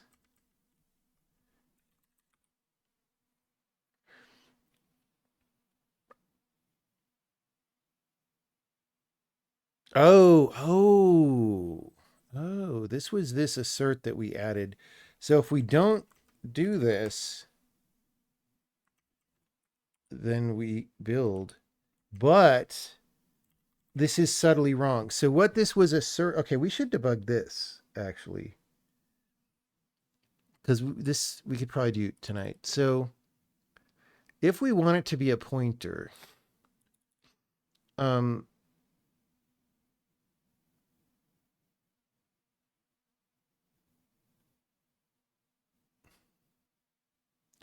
like we're literally setting something to be pointer dereference and create pointer, which is sad. So we're going to do this.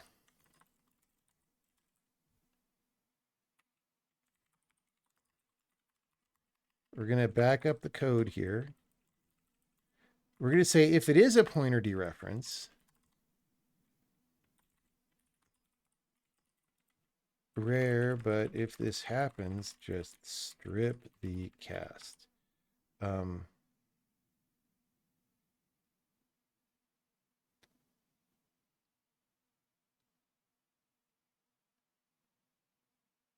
Wait. New switchable equals cast expression. All right. Else we do this.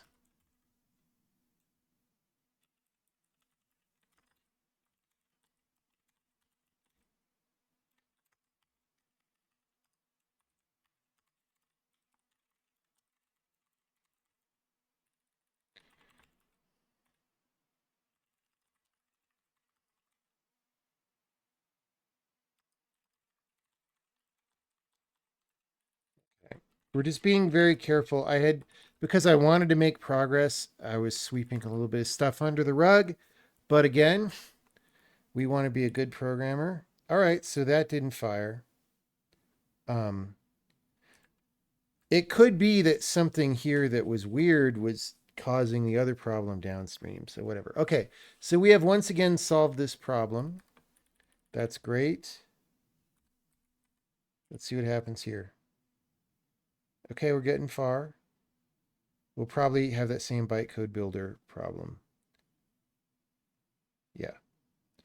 Okay. So we'll debug that hopefully tomorrow. Tomorrow's a really busy day, but I want to get this beta out to people. But we did ship a couple betas relatively recently.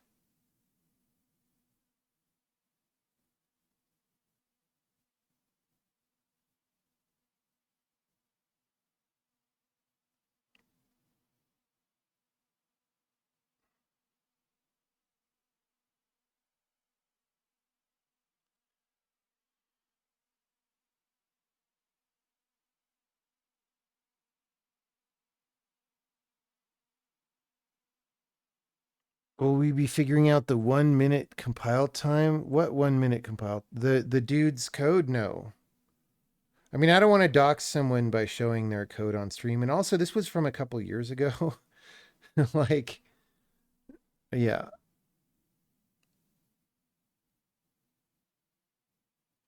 Holiday season is always a hot spot for betas rollout. It is actually. And I do want to get this one out pretty soon. So I don't know. Maybe when I wake up and am fresh, it'll be obvious. I'll be minty fresh like the burnt peanut, and it'll be obvious what is going on. Maybe not, though. All right. So we're going to go to bed, and we'll do a raid. Am I still in contact with Mike Acton? I've only I don't even know. I've only vaguely met him in person that one time at the thing that Casey was running. So I don't really know him. Or no, I guess I went to Insomniac or whatever when he was there. I don't remember that super well. I don't remember what I went there for. I guess to give a short talk, maybe about the programming language. All right. Thanks, guys.